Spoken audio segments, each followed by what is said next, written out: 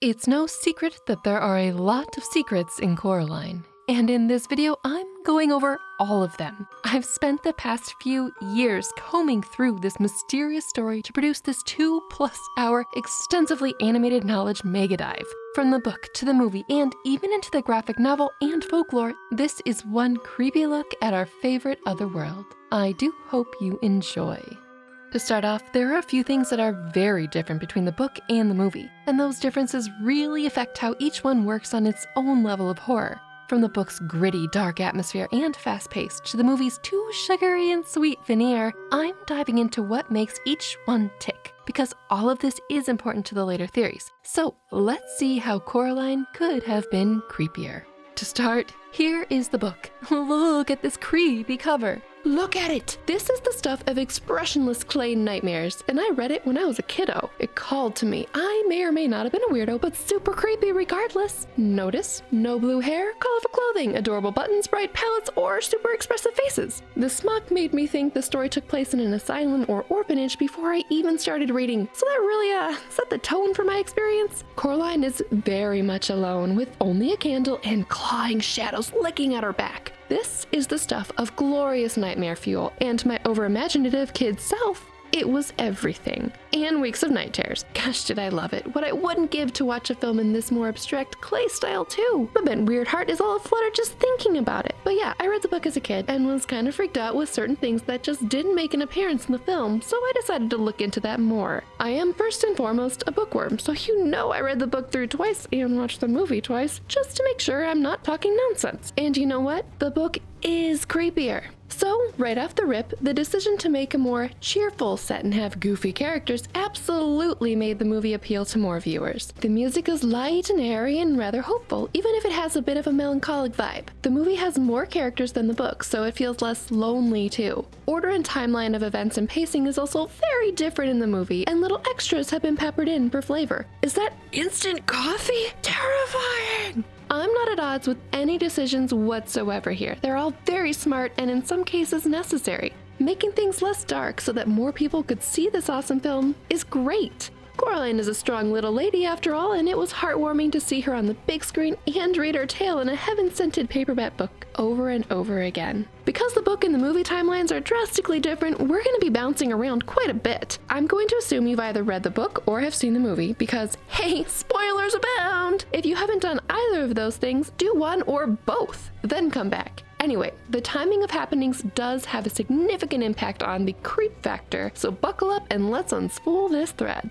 Right into the oven. In the book, we're thrown into danger right off the rip. By page 8 of 163, we discover the other door, which, unlike the small child-sized portal in the movie, is huge and wooden and carved with the most intricate of details. Large enough for something unsettling to creep through, I dare say. We're in such danger that shortly after discovering the door, Miss Spink and Forceful have already read Coraline's tea leaves, given her a charm, and issued vague warnings, page 20. Back on page 10, we're already seeing shadows leading us to the door in the night. The movie waits until much later to show this. Gotta set it up just right after all, and you know Coraline is in for a rough time of things because look at this skewed camera angle. You know things are finally about to get freaky. Oh yeah, you may have noticed that I said we discover when talking about the book door. That's because in the book, we are essentially Coraline. We don't get to see her very expressive reactions to things. Things happen to her, to us. We are essentially perched on her shoulder and experience everything as she is, terrified and all. That alone turns the creepy aspects up a few notches.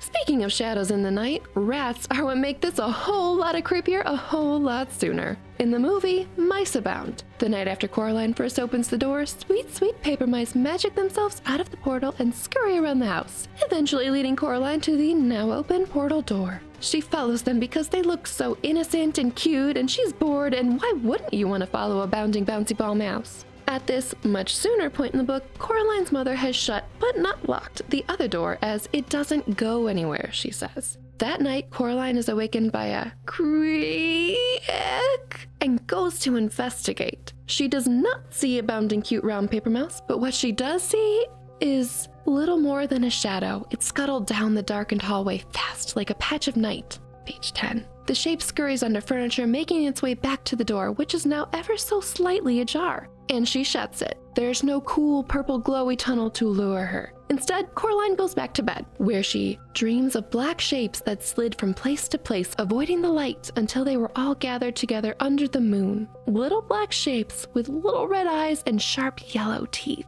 They started to sing. We are small and we are many. We are many and we are small. We were here before you see. We will be here when you fall. Their voices were high and whispery and slightly whiny. They made Coraline uncomfortable. These shadow rats chant a few more times throughout the book, their song becoming a bit more scary and a lot more threatening each time. In the movie, it's mice, mice, mice, mice, mice. Other Mr. Bobo has a delightful mouse circus. Mice do the other mother's bidding and sound adorable alarms. This mouse pretense is kept up until the cat reveals their true form to Coraline, and she begins to know the other mother's true colors. In the book, the few mice that we know of are good, or at least on our side. Only the crazy man upstairs, Coraline does not find out his humorous name until the last few pages of the book, has a mouse circus. And these mice are the ones whose whiskers droop when the other mother's Myst first appears, who warn us of the dangers to come and then tell us that those dangers have in fact passed. Other Mr. Bobo has a rat circus the whole time in the book, if you can call creepy chanting a circus. There's no pretense in the book. Rats are everywhere. They're sometimes shadow, sometimes corporeal, but always following the other mother's orders. They are her spies and hands into the real world and can traverse the corridor between the worlds without issue. They can even steal the key from Coraline's real house while Coraline is in the other world. These are pretty slippery foes, and the fact that the other mother and father are cool with them right when we first meet them put me on edge that this world is seriously skewed and alerted me to never trust anything right from the start. The book handles the killing of the rat who steals the final soul a little, more graphically. In the movie, the cat presents a distraught Coraline with the sand-filled rat head, which is still clutching the eye in its mouth. Ew, gross, yes. However, jumping to the book, after Coraline falls and cries and loses all hope of escape, she opened her eyes and saw the rat. It was lying on a brick path on the bottom of the stairs with a surprised look across its face, which was now several inches away from the rest of it. Its whiskers were still, its eyes were wide open, its teeth visible and yellow and sharp. A collar of wet blood glistened at its neck. Yeah, blood. Not sand, not stuffing, not a doll. Actual former living and breathing creature blood. This is no imaginary world. Living things can die here. The movie Other Mother Puppet Spies have nothing on this. Also, like I mentioned, rats were the spies into the real world, not the crafted puppets. Now, rats exist in our real world, like yours and mine right this very minute. They are alive and have blood and blend with shadows and potentially work for another other mother. As a kid, while reading this book, I had a family of the critters living above my bed, forcibly scratching, frantically squeaking, incessantly crawling up and down and scampering all around the wall. They would only come out at night, and I was convinced they would claw their way through the ceiling and follow me anytime now. No one believed me for weeks. No one took this seriously. I felt like book Coraline, bringing valid scary things to light and being ignored and dismissed by grown-ups. So to say that this book hit close to home is a bit of an understatement. And having an overactive imagination on top of that, I was on high alert for mysterious doors for weeks. Psh. Rats, man. The other mother herself. Movie Other Mother at first really does resemble Coraline's real mother, excluding the button eyes, naturally. Over the course of the movie, she becomes elongated and more insect-like, eventually assuming her final form of nightmarish spider. Even in this form, however, she offers aid to Coraline in the form of a hint on where to find the lost eyes in each of the 3 wonders she has created for her. Even if she has no intention of honoring her word, this other mother at least does more for Coraline than she ever did in the book. Book Other Mother is a far cry from real mother right away. She looked a little like Coraline's mother, only her skin was white as paper. Only she was taller and thinner. Only her fingers were too long and they never stopped moving, and her dark red fingernails were curved and sharp. Page 27. She has a full set of teeth, each of which are just a bit too long. Her fingers constantly move, either excitedly or like a tired butterfly, and her shiny black hair twined and twisted about her neck and shoulders as if it were blowing in some wind that Coraline could not touch or feel. Page 79. It has a mind of its own. Unlike in the movie, this other mother has no reflection in mirrors, which, according to her, are never to be trusted. Page 101. Is she a vampire? Just what is a beldam? She uses more than her mouth to speak. Her voice did not just come from her mouth, it came from the mist, the fog, the house and the sky.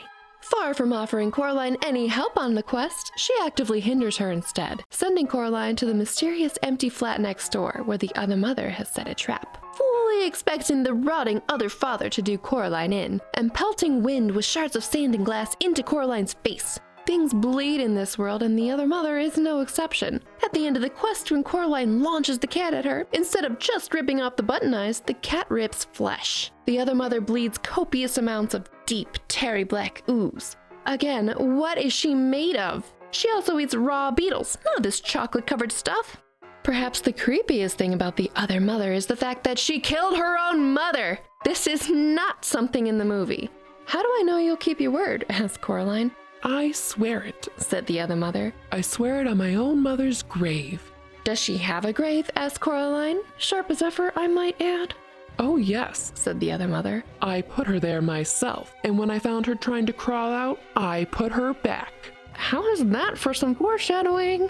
Swear on something else, so I can trust you to keep your word. My right hand, said the other mother, holding it up. She waggled the long fingers slowly, displaying claw-like nails. I swear on that.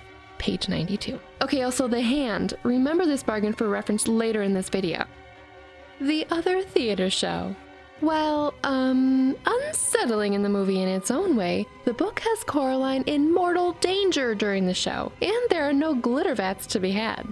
Book Coraline enters the other theater all alone and is shown her seat by a talking dog. Like in the movie, she is called to the stage, but as a target in a dagger-throwing segment. She survives, gets a box of chocolate as a participation prize for not dying, and eats a piece. I remember thinking, this is like the myth of Persephone and Hades. Coraline ate some metaphorical pomegranate seeds. Oh no, she's gotta stay there now. One of the dogs by her discusses how you can never tell what you're going to get in the dark, referring to the chocolates, which made me think she was eating bugs. It's revealed that dogs in this world eat chocolate, which is obviously deadly in Coraline's. She asks how long this show goes on for, and they say, forever and always. Which is a common phrase in the book and a hot tip that not all is as great as it seems. And really freaks Coraline out to the point where she gets up and walks out of the forever repeating show, leaving her chocolates behind for the dogs to devour. She knows not all is right and cannot possibly stay the night. In the movie, she's having such a great time that her other parents have to come by to collect her at the end of the day, and she stays overnight for a second time in that world. Coraline is seemingly more taken into the other world in the movie than she is in the book, possibly because she's always had her talisman with her in the book. Or the book is just that much creepier. The other upstairs flat. In the movie, Wybie and Coraline enjoy the mouse circus upstairs early on. The flat is so cool, and there are lights and popcorn and fun cannons everywhere. When Coraline goes back to collect the final eye later, the attic is more or less the same, with a bit of a color change and with the addition of the rat composite other Mr. Bobo. In the book, instead of going upstairs for the circus, 50 rats visit her in her ugly green and pink other bedroom and perform there. Even then, it's not really a circus, but another one of those creepy chants. So, Coraline has never been to this other flat before going to retrieve the final soul, and what she experiences there is kinda creepy. The air is heavy and the ceiling is closing in about her so tightly that she can reach up and touch it. The smell? Like every exotic food left out to rot. Everything is dark, and the rats begin their chant anew. We have eyes and we have nervesies. We have tails and we have teeth. You'll get all what you deservesies when we rise from underneath. By this point, Coraline has only briefly conversed with the real crazy old man and only once spoken to the other crazy old man before to decline his offer for her to come upstairs and watch the rats feed. No thank you, I don't even want to know. She doesn't even know his name other than the crazy man from upstairs. So when he has a deep heart-to-heart with her, accurately pinpointing her frustrations and issues with the real world, trying to convince her to stay in the other world, it's very unsettling, especially because the whispery, disembodied voice keeps pace with her into every room she passes through. And of course we know what happens from here. He's made of rats. The decaying creations. In the movie, after a while, the other mother's creations start to go to seed. Other father looks crazy and then gets a bit runny, and the other spink and forcible look like pulled taffy. The other furniture is revealed to be bugs, which major props to this thematic detail, caught in a web. However, the book did this creepier. This is what gave me nightmares and shivers. Not the sewing of button eyes, but the rich descriptions of the creations decaying. Let's have a look, shall we? Coraline's first unpleasant encounter with the other father? There was something vague about his face, like bread dough that had begun to rise, smoothing out the bumps and cracks and depressions. Okay, cool. We're getting clay-like on the cover of the book. But then the theater dogs? There were things up there, hairless, jellyish. She thought they might have once had faces. Wait, these things are now goopy and clayish and runny? There's decidedly no stuffing and sand in this world. It's all decaying organic matter. Miss Spink and Forcival are not contained in a candy wrapper, but in an insect sack. It clings to Coraline's hair and clothes the way a spider web would. The whole other theater is covered in the stuff as well. The two other actresses are still intertwined inside, but they are cold, slippery, covered in slime, and horribly unformed and unfinished, as if two plasticine people had been warmed and rolled together, squashed and pressed into one thing. And then the eyes open, 4 black buttons glinting and staring down at her, and 2 voices that sounded like no voice that Coraline had ever heard began to speak to her. One of them wailed and whispered. The other buzzed like a fat and angry blue bottle at a window pane.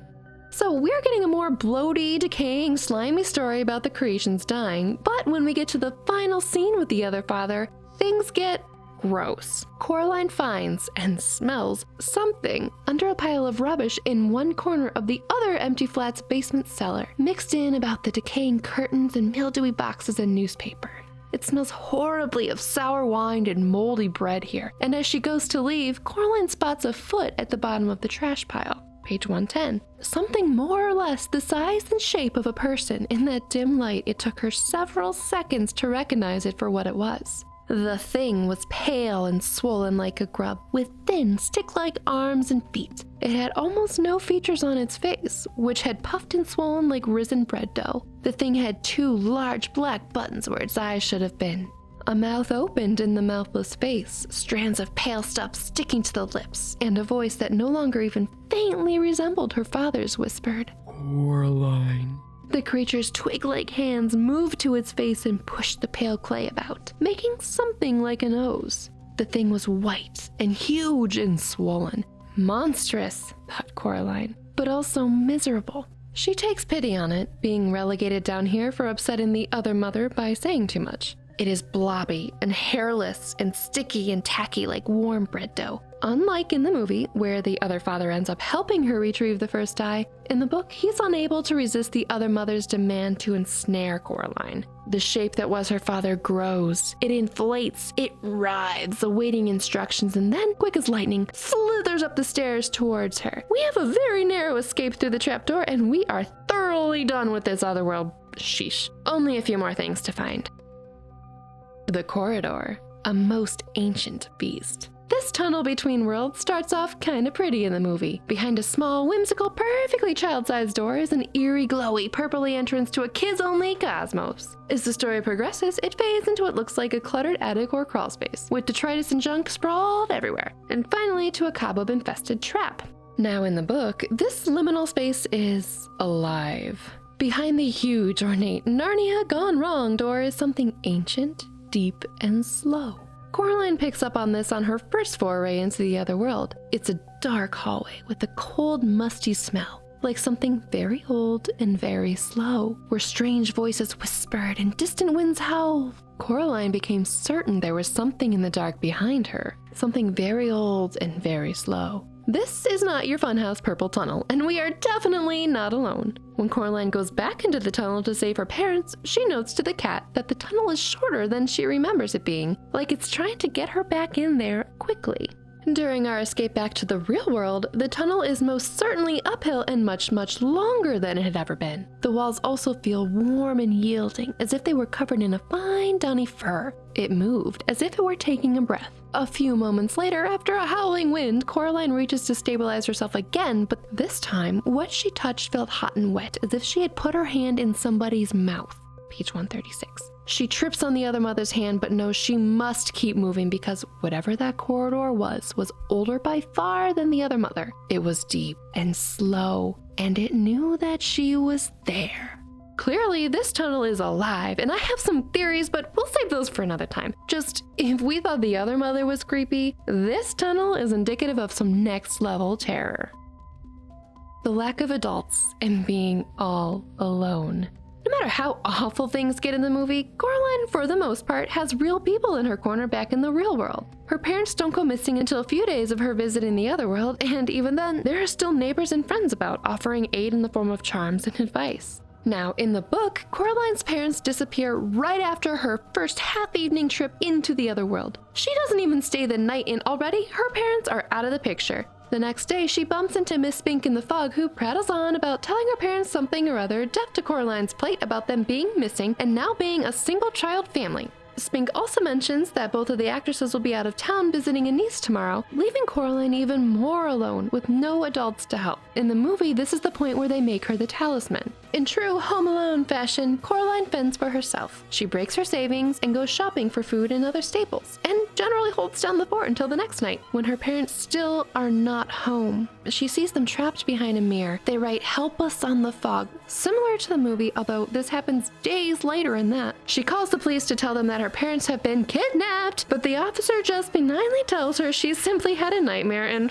to tell her mom to go fix her a hot cocoa because that will make everything better. Man, adults are really oblivious. Knowing that she is truly all alone and no one will believe her or help her makes the book so scary and creepy. We are truly alone with her. No help to be had. After days of being on her own, Coraline then dons a dressing gown and slippers, and because she will not eat the other mother's food, a few apples, to go back into the other world to save her parents.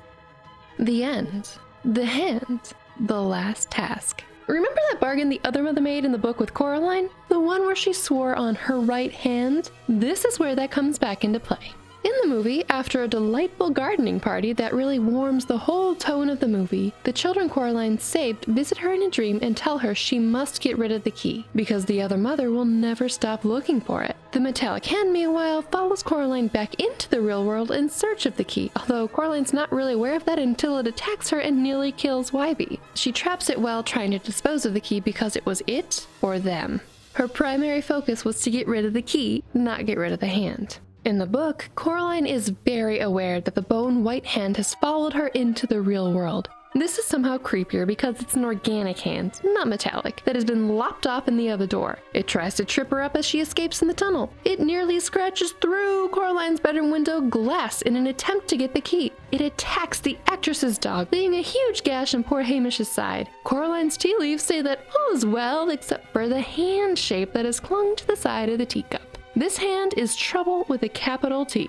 In the movie, she traps the hand in the well because it attacks her. In the book, Coraline has to devise a way to kill it because, according to the ghostly child in her dream, the beldam swore by her good right hand. But she lied. Coraline knows this hand will always stalk her and hurt those around her and their dogs. She must devise a cunning trick to trap the hand, using the well that if one was to fall into the well and look up, they would see a sky full of stars. Even in the daytime, she feigns nonchalance and bravely sets up a creepy picnic with dolls and toys. She stretches a blanket over the well, weighs it down with teacups of water, and sets the key in the center, waiting for the hand to make its move. All goes to plan, and the murderer's hand is trapped in the well with the key. In both the book and the movie, I gotta say, this is terrifying, irresponsible, nightmarish. This cycle will continue, especially because the cat proves that there are still portals open. There could very well be one in the well as well. Oh well. So, after rereading the book a few more times and watching the jaw-dropping animation a few more times as well, I think that my childhood read on the book was, in fact, creepier. There are decaying creations, gory details, and dire situations that just weren't in the movie. Also, tons more rats. Ugh. Now, don't get me wrong, both the movie and the book are amazing. I just don't get the visceral reaction from the cute animation that I did from the book. Although I can see how some people would. It's kind of like how the boogeyman from The Nightmare Before Christmas haunted my dreams and days for years. I still cringe and twinge at that part in the animation. Anyway, those are my bookwormy thoughts on how Coraline could have been creepier. I thoroughly enjoyed both the book and the movie, as different as they are. But, phew, with that extensive Coraline book versus movie out of the way, we're on the same page now. Yeah? Cool. Now, From the book specifically, and the movie a bit, we get a hint at what is probably the biggest, oldest, most ancient threat in both the real world and in the other world. And it's not the other mother. In fact, even she, parasite that she is afraid. We're talking tunnel vision. We're looking into something that has captivated and eluded me for over a decade and a half. The passageway between the real world and the other world, and how it is even more dangerous than the insidious other mother. Now for this video, I'm using both the movie and the book as reference, but mostly the book. And this is all just in good fun, so let's have a ball exploring the cobwebby inner corners of these overactive mental corridors. The ancient corridor. The greatest threat is awakening.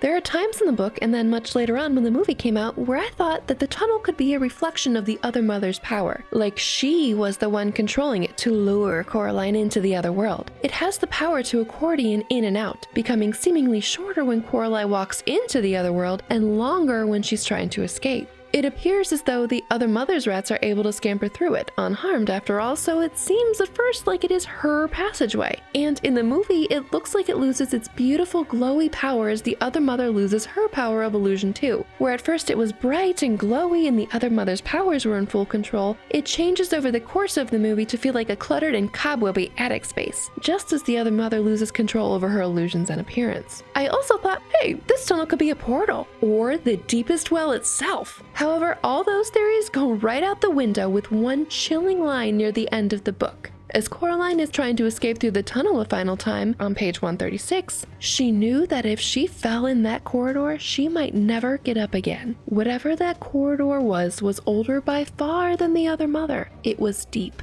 and slow, and it knew that she was there. Not whatever was in that corridor, but whatever that corridor was. So, this tunnel is a more dangerous entity than even the other mother. My gut feeling is that she's afraid of it too, or at least respects its more ancient magic and might. It is outside of her domain, which includes the entire other world, but ends on the other side of her own door. I think she seeks the key to escape herself as well, but here's my theory. The other mother is merely a parasite in the throat, belly, intestinal tract, trust me, its anatomy is confusing, of this larger being, catching what prey she can as it falls into the more ancient monster's digestive system. Not unlike a spider, spinning webs between trees, plants, and even in the ground, catching what it can in the larger world. And that spider theme is pretty prevalent in the movie, and even in the book too. The other mother spins illusions and false promises. Eventually, once those illusions have faded, all the places and things in the other world that she created seem to have the sticky spider webbing clung on and around them. But just what is this beast? Honestly, it could be many different things, or all the things wrapped up into one new thing. But what we do know, this thing is alive, and it is sentient, and it is hungry. I've covered the book's description of this shape-shifting corridor before, and from that we know that whatever it is, this tunnel is a most ancient entity. I'm going to take all of these attributes now and see just what exactly the tunnel could be. First off, let's talk about the glowy lure you in tunnel from the movie. There are some predators that lure prey with this same technique. I'm thinking anglerfish of the deep sea who, in the dark waters, use their built-in lights to lure smaller prey into their death jaws. Kind of like moths and mosquitoes drawn to those bug zappers too, come to think of it. Anyway, so this thing's throat glows. I'm calling it a throat because, well, look at it. Mouth, throat, portal region? Okay, so anyway, keep this glowing part on the back burner for later because in the book there is no glowing, but I thought it worth mentioning. Our first encounter with the tunnel in the book is on page 26, where the door opened onto a dark hallway. There was a cold, musty smell coming through the open doorway. It smelled like something very old and very slow. Okay, so there is no light source, no heat source. Is this thing cold-blooded? And besides potential decay, nothing has been here in ages, hence the musty smell. I usually associate that with basements or underground cavern-type places. This thing is ancient and slow to move or awaken. Creatures that come to mind? Tortoises, snakes, dinosaurs. Why not? This description holds. When Coraline leaves the other world for the first time, she senses something that is not the other mother in the corridor with her. On page 47, Coraline took a deep breath and stepped into the darkness, where strange voices whispered and distant winds howled. She became certain that there was something in the dark behind her, something very old and very slow. We've now added distant wind into this mysterious equation. A far-off pair of lungs, if you will. This thing is slowly awakening, and its breathing is now faintly noticeable by Coraline. I think those strange voices are either the other mother's rats scuttling to and fro, or, more interestingly, this ancient being's victims from past feedings. The ones the other mother couldn't intercept. Next time we're in the tunnel, Coraline is going back in for her rescue mission, pages 58 and 59. A cold wind blew through the passageway. She took her first step down the dark corridor. She could smell dust and damp and mustiness. She heard something moving in the darkness. Beside her or to one side of her, she could not tell. It seemed as if it was keeping pace with her, whatever it was. Let's dissect this. The wind is no longer faint, but very much present. Whatever was sleeping is now even more awake and is breathing more heavily. In addition to musty, dusty smells, we now have dampness added to the mix, which means liquid must be involved somehow, either leaking in like a wet basement, or else this monster could be an underwater creature, or an otherworldly creature. That presence that keeps pace with her could be one of the other mother's rats, or it could be the expanding and contracting of muscles, like how a snake pushes food down its body, step by step. Or it could be something else entirely. On that same trip in the passage, Coraline notices that the tunnel is shorter than ever before, pages 59 and 60. Coraline was going to say something like, sorry, or wasn't it a lot shorter walk last time? When the candle went out as suddenly as if it had been snuffed by someone's hand. There was a scrabbling and a pattering. She put out one hand and felt something wispy, like a spider's web, brush her hands and her face. Okay, it could be that scrambling and pattering is an other mother rat. Or something more shadow and impish, like the hands on the cover, something that could snuff out a candle. It's not blown out like wind would have. Magics? Also, now we encounter this spiderweb stuff that is all over the other world at this point in the book. Maybe it's that Coraline is seeing through the other mother's illusions, and that the other mother is losing power. Or we finally see the metaphorical spiderweb on our way to something more perilous. Here too, we see that the tunnel can seemingly shrink in distance, like a spring loading or a net compressing. My logical mind is still on snakes, turtles, dinos, etc. Cool. But then, a wrench, a cosmic wrench. So much of the tunnel transformation happens when Coraline and co are making their final escape to the real world through the corridor, page 133. It was colder in the corridor, like stepping down into a cellar on a warm day. Okay, cool, it's still, well, cool in here, and really windy, breathy now too. Coraline struggles to shut the other door, but pulling it closed was like trying to close a door against a high wind. And then she felt something from the other side start to pull against her. That something from the other side is the other mother, I believe, but where we at first had far away wind and then right here in present wind, we now have high wind fighting Coraline. It is worth mentioning for counterpoints that the other mother has the power of sand shard wind, which she uses once after Coraline finds a soul, but I think that this wind is different from her sand glass wind. There were no wailing voices in that wind, just pure localized malice. This thing is waking up. Okay, great. What's this? In just 2 pages, this thing has altered its form! On page 135, when escaping, Coraline turned her back on the door and began to run, as fast as was practical, through the dark corridor, running her hand along the wall. It was an uphill run, and it seemed to her that it went on for a longer distance than anything could possibly go. Okay, so where the jaunt into was shorter than before, it's now longer than ever, like a body or neck stretching out to ensure she stays trapped. It also rotates up like it's lifting its head and waking, or to keep her in its belly system. Oh, it's not cool in here anymore either, by the way. Still page 135. The wall she was touching felt warm and yielding now, and she realized it felt as if it were covered in a fine downy fur. It moved as if it were taking a breath. She snatches her hand away from it more, winds howled in the dark, and she again reaches out for the wall for stability. This time what she touched felt hot and wet, as if she had put her hand in somebody's mouth. There's a whole lot going on here. Temperature changes from cold to warm, windy breathing, a texture change from downy fur to all of a sudden a mouth texture? Hold up, are we in the small intestine? Are those fine downy furs really veely and microveely? Dang, we really are in the belly of the beast, and thankfully traveling upwards towards a mouth entrance. Gross still, sure, but closer to the exit of this digestive underworld. Ugh, anatomically, this does not make sense. We'd have to pass through the stomach. Ugh, scratch that. Okay, so let's just say it's actually fur. Like the cavern walls woke up and grew fur, and then shed that fur quickly to become a mouth? Or there are many furry somethings pigeonholed in the walls, some with mouths facing Coraline. My earthly experiences very much exclude this sort of quick change, and let's not forget those distant voices whispering from earlier descriptions. It could be old victims, or else the many, many new mouths. This whole thing reeks of ancient shape-shifting magics. Dare I say, eldritch magics? What? That's quite a leap. Is it though?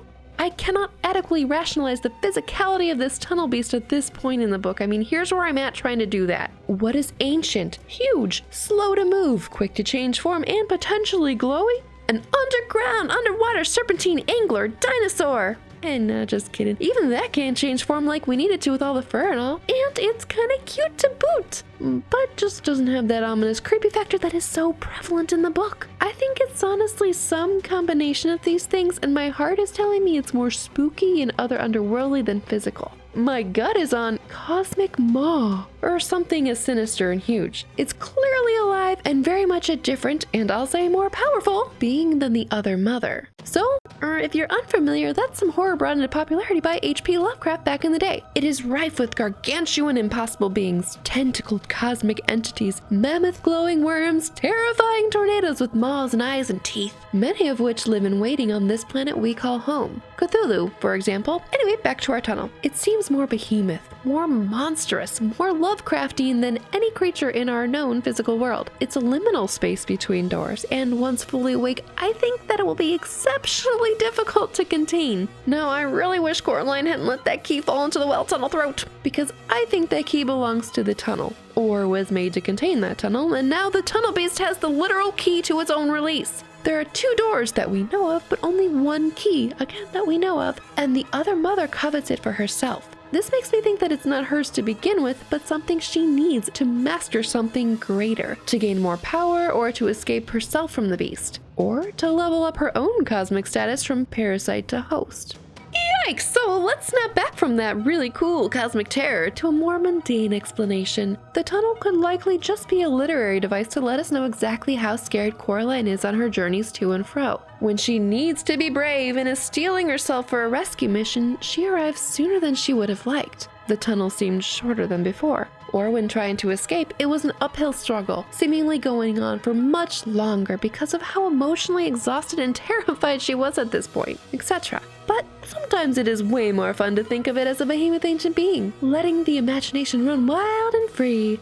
Life is more fun with excessive mental imaginings, right? So just what is the most ancient tunnel? Is it a literary insight into our main character's emotions? Is it merely a passageway between worlds? A portal? Is it the deepest well itself, perhaps? Or is it something much more sinister, more beastly, more ravenous? A creature that time forgot? Whatever it is, it's a far greater scale threat than the other mother and her twisted beltdam magics, although I'm not sure I'd want to take either one of them on. And so our splunk into the cosmic horror of the shape-shifting corridor in Coraline is at a close. So that's one eldritch being between the real world and the other world. But what if I told you there were more? Many, many more scurrying and scuttling, annoying and insidious ones. But you never thought to look underfoot. Make no mistake, Coraline can be super creepy and super cute. I cover both the movie and the book on this channel pretty in depth, going over how this or that could have been creepier. But today, or night, you brave souls, I want to uncover the mysterious and potentially nefarious motivations of the most slippery, whispery, elusive, and beguiling creatures in the other world. Rats, man. How the rats in Coraline are more than they seem and hint at something more dangerous. The movie uses mice most of the time until the cat reveals the truth. In the book, we know that the other mother uses rats as her spies and eyes into the real world from the very outset. They can traverse the corridor with ease, snatch the key from the real house when the door is unlocked, that is, and perform the most creepy of whispery chants. Now, these chants are what I want to dive into more in depth. The first chant Coraline barely hears as she slips off to sleep on her first night after opening, but not going through, the other door. Remember, it's not locked and the rats are able to slip through the corridor. This chant is after Coraline hears a creak in the night and goes down to investigate, finds the door ajar, shuts it, it's still unlocked though, and goes back to bed to fall asleep, where she dreamed of black shapes that slid from place to place, avoiding the light, until they all gathered together under the moon. little black shapes with little red eyes and sharp yellow teeth. They started to sing. We are small, but we are many. We are many and we are small. We were here before you rose. We will be here when you fall. Their voices were high and whispering and slightly whiny. They made Coraline feel uncomfortable. Now it could be said that this rat chant is a warning to Coraline about pursuing the other door further. But why would they warn her? Don't they want her there? She has not yet gone through it in the book, so the rats could be marking her on behalf of their mistress, the other mother. It's a creepy chant to be sure, but after a bajillion rereads, I'm not entirely sold on the target of it being Coraline. The line, "We were here before you rose." That sounds like someone or thing rising to power, not just being born or moving into a new house or waking up in the morning. And these rats are stating that, while they may be small, they are a very threatening many, who will outlast whoever or whatever rose by saying, "We will be here when you fall." Again, that seems almost too epic of words to use regarding a small little child, even if she is pretty fearless. So let's gather some more information on these little rascals. The next time they chant, Coraline has just entered the other world for the first time, just met her other parents, and had a delicious meal. Other mothers suggest that she go to her weird other bedroom of off-putting green and peculiar pink to play with the rats from upstairs. Coraline looks under the bed, sees a rat, and tries to converse with it, but it turns out it can't talk, but it does smile unpleasantly at her before joining a larger circle of rats. Then they began to climb on top of each other, carefully but swiftly, until they had formed a pyramid with the largest rat at the top. The rats began to sing in high, whispery voices. We have teeth and we have tails. We have tails and we have eyes. We were here before you fell. You will be here when we rise.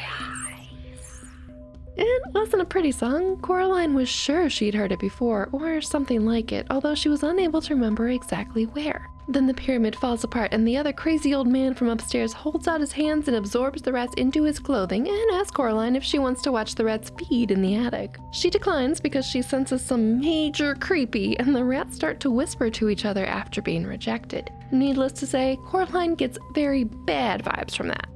Alrighty, so these rats are unable to talk to Coraline when she tries talking to them, but they are able to creepily whisper to each other and do their creepy rat chants without issue.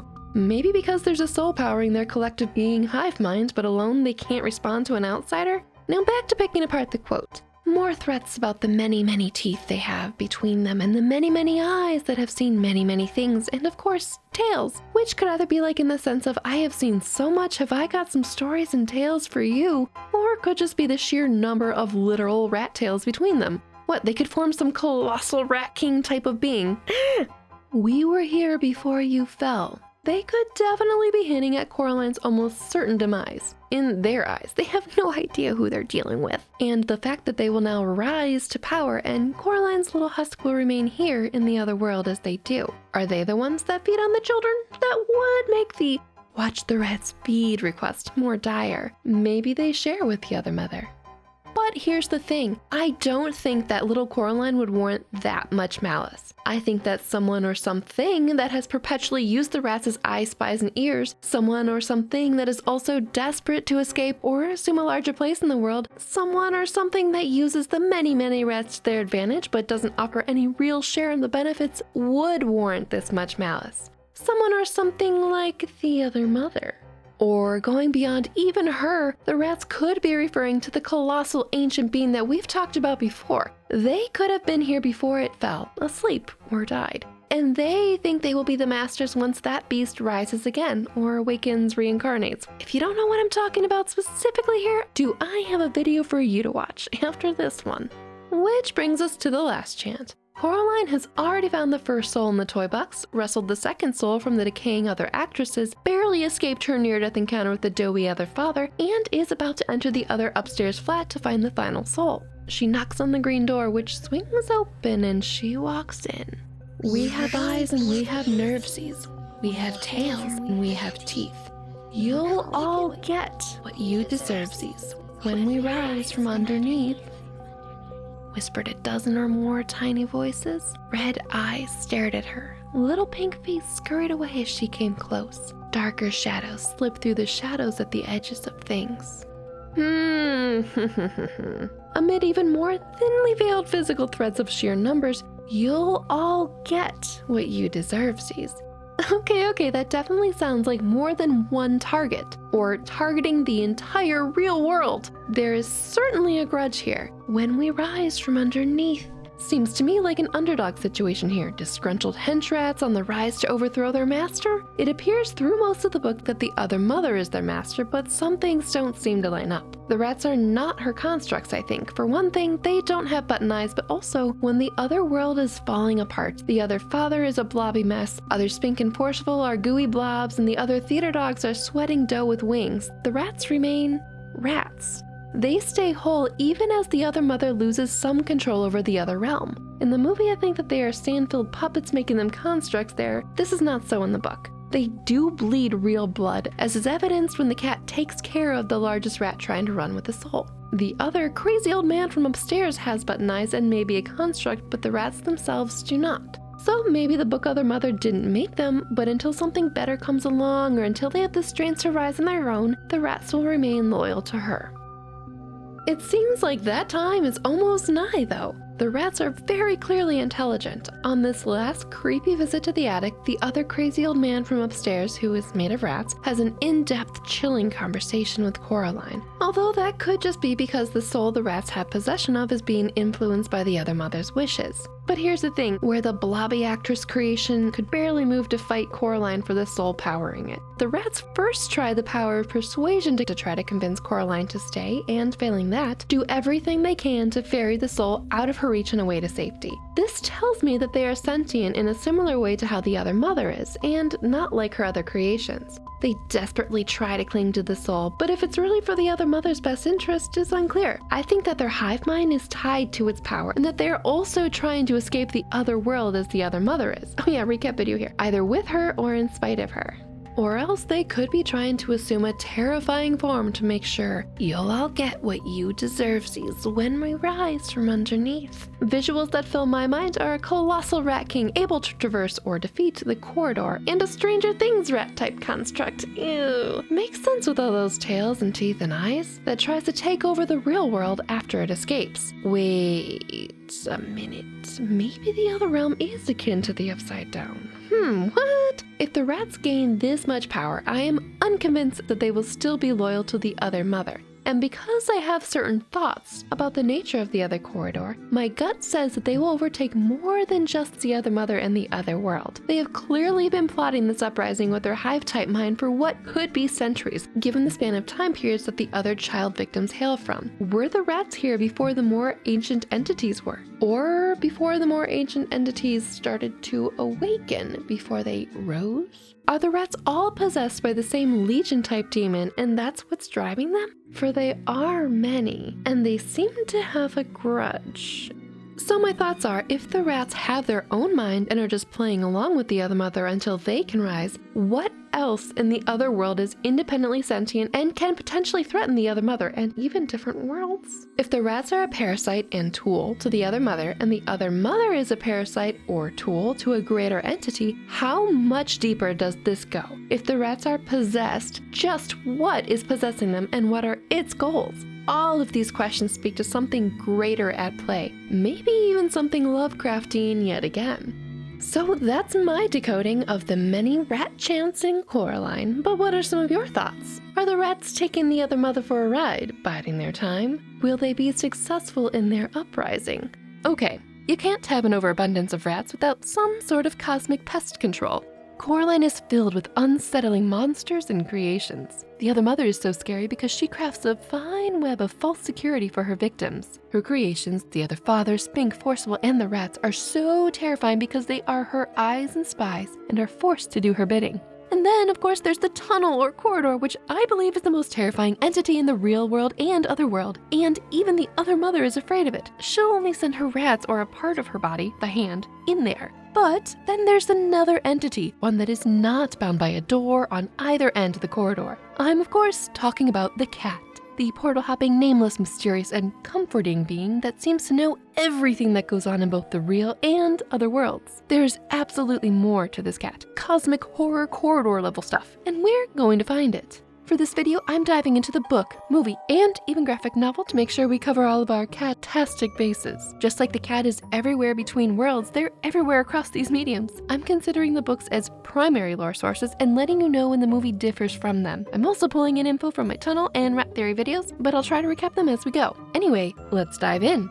Out of the 3 Coraline stories, the cat is first introduced in the graphic novel. Now, I don't mean like that was released first. I mean the cat appears on the first page before the story even begins, whereas in the book and movie, we meet the cat a bit later in the story. A cat does appear with Coraline on the first page of the novel, but it's not alone. This graphic novel order sort of sets up the cat as pretty important or always there, a feeling that the cat themselves gives when talking about their extensive knowledge of the other world. Or it could just be a cute way to start off a graphic novel, which I mean it is. However, the cat appearing solo before we even meet our heroine Coraline has the same feel as the movie, where at the very end, the cat disappears into what I assume is yet another portal behind the Pink Palace sign. They are shown independently of Coraline, whose story at the end of the movie we assume is now happily ever after.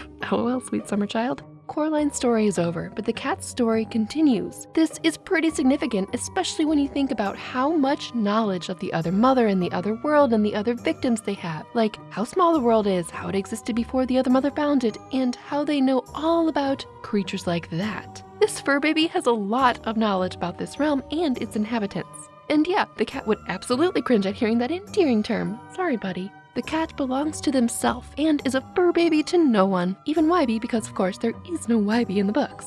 The cat resents names, saying, "Cats don't have names." Now you people have names because you don't know who you are. We know who we are, so we don't need names. That's deep, cat. It might not be, or it could be extremely deep lore. Like the cat is a cosmic entity beyond our mortal brain's comprehension. When Coraline encounters them again, the cat says, "See, it wasn't so hard to recognize me, was it? Even without names." And furthermore, calling cats is an overrated activity. Might as well call a whirlwind.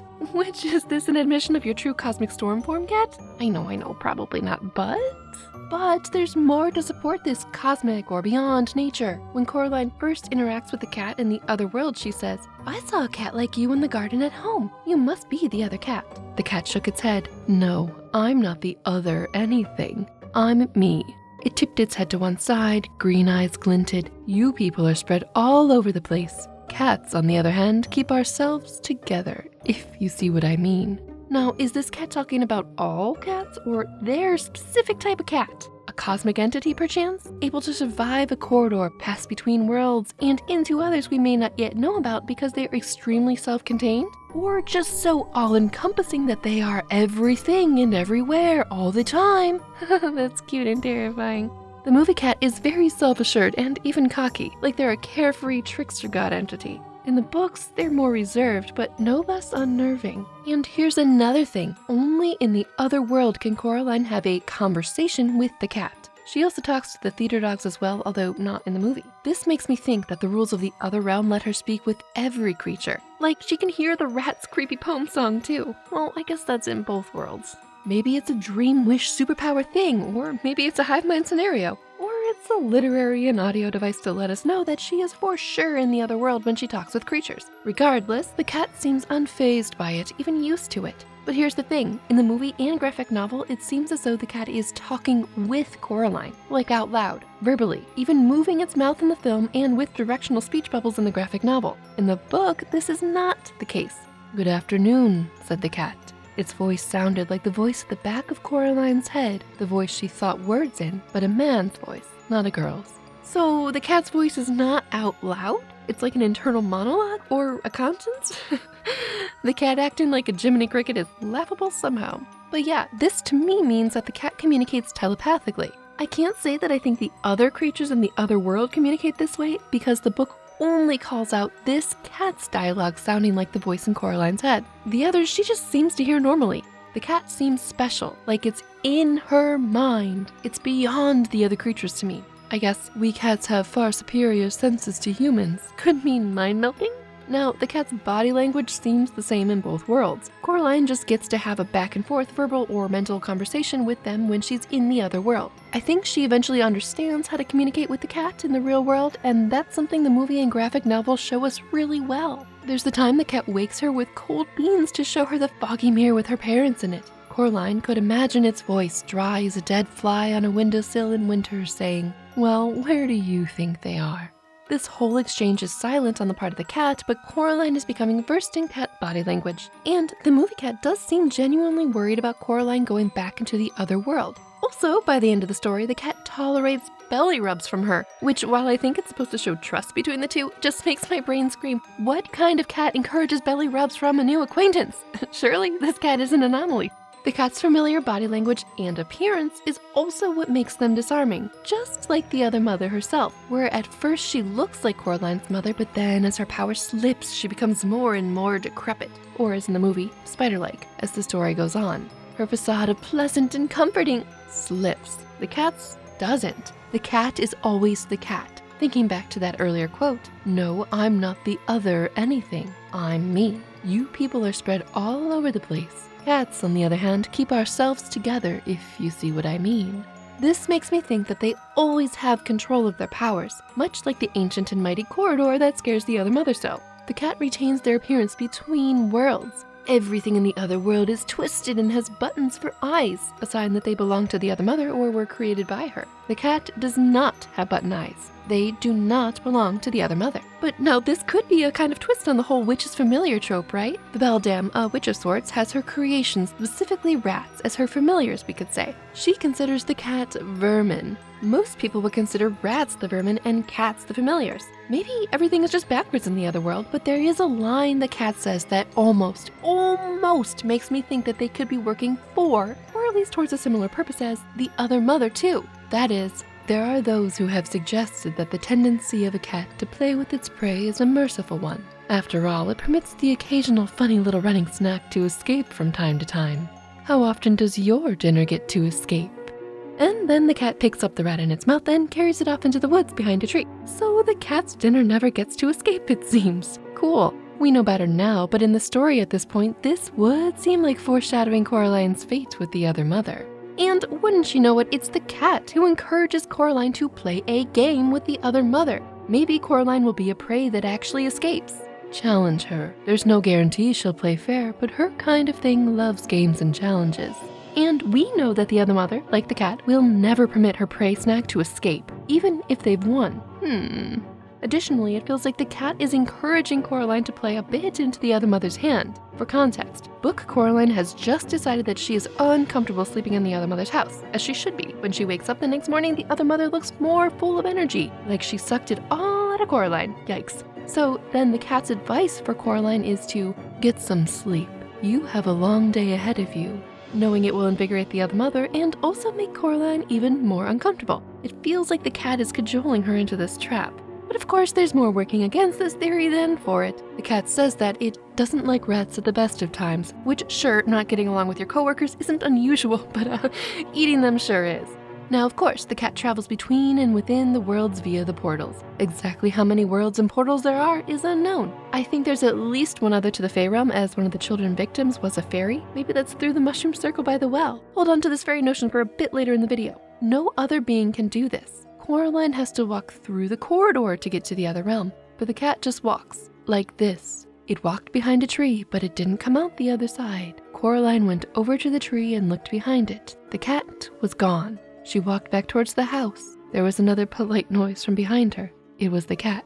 So essentially the cat's showing off their trick, which potentially enables them to escape danger in any given world by portaling out of it to another or around the danger within it. And of course, there is another cat that seems elusive in this same way, also from a Henry Selick film, The Nightmare Before Christmas. These two stop-motion cats do appear similar. The Nightmare Before Christmas cat especially looks like how the book Coraline cat is supposed to look, with green eyes, etc. This nightmare stray cat kind of feels like it could be Sally's feline familiar. And in the new Nightmare Before Christmas book, Long Live the Pumpkin Queen, when the main danger in that novel engulfs literally the whole world and all of the holiday towns, it's only Sally, Zero, and this stray black cat who are safe in Halloween Town. Sally is immune to the danger because of big spoiler, but the cat?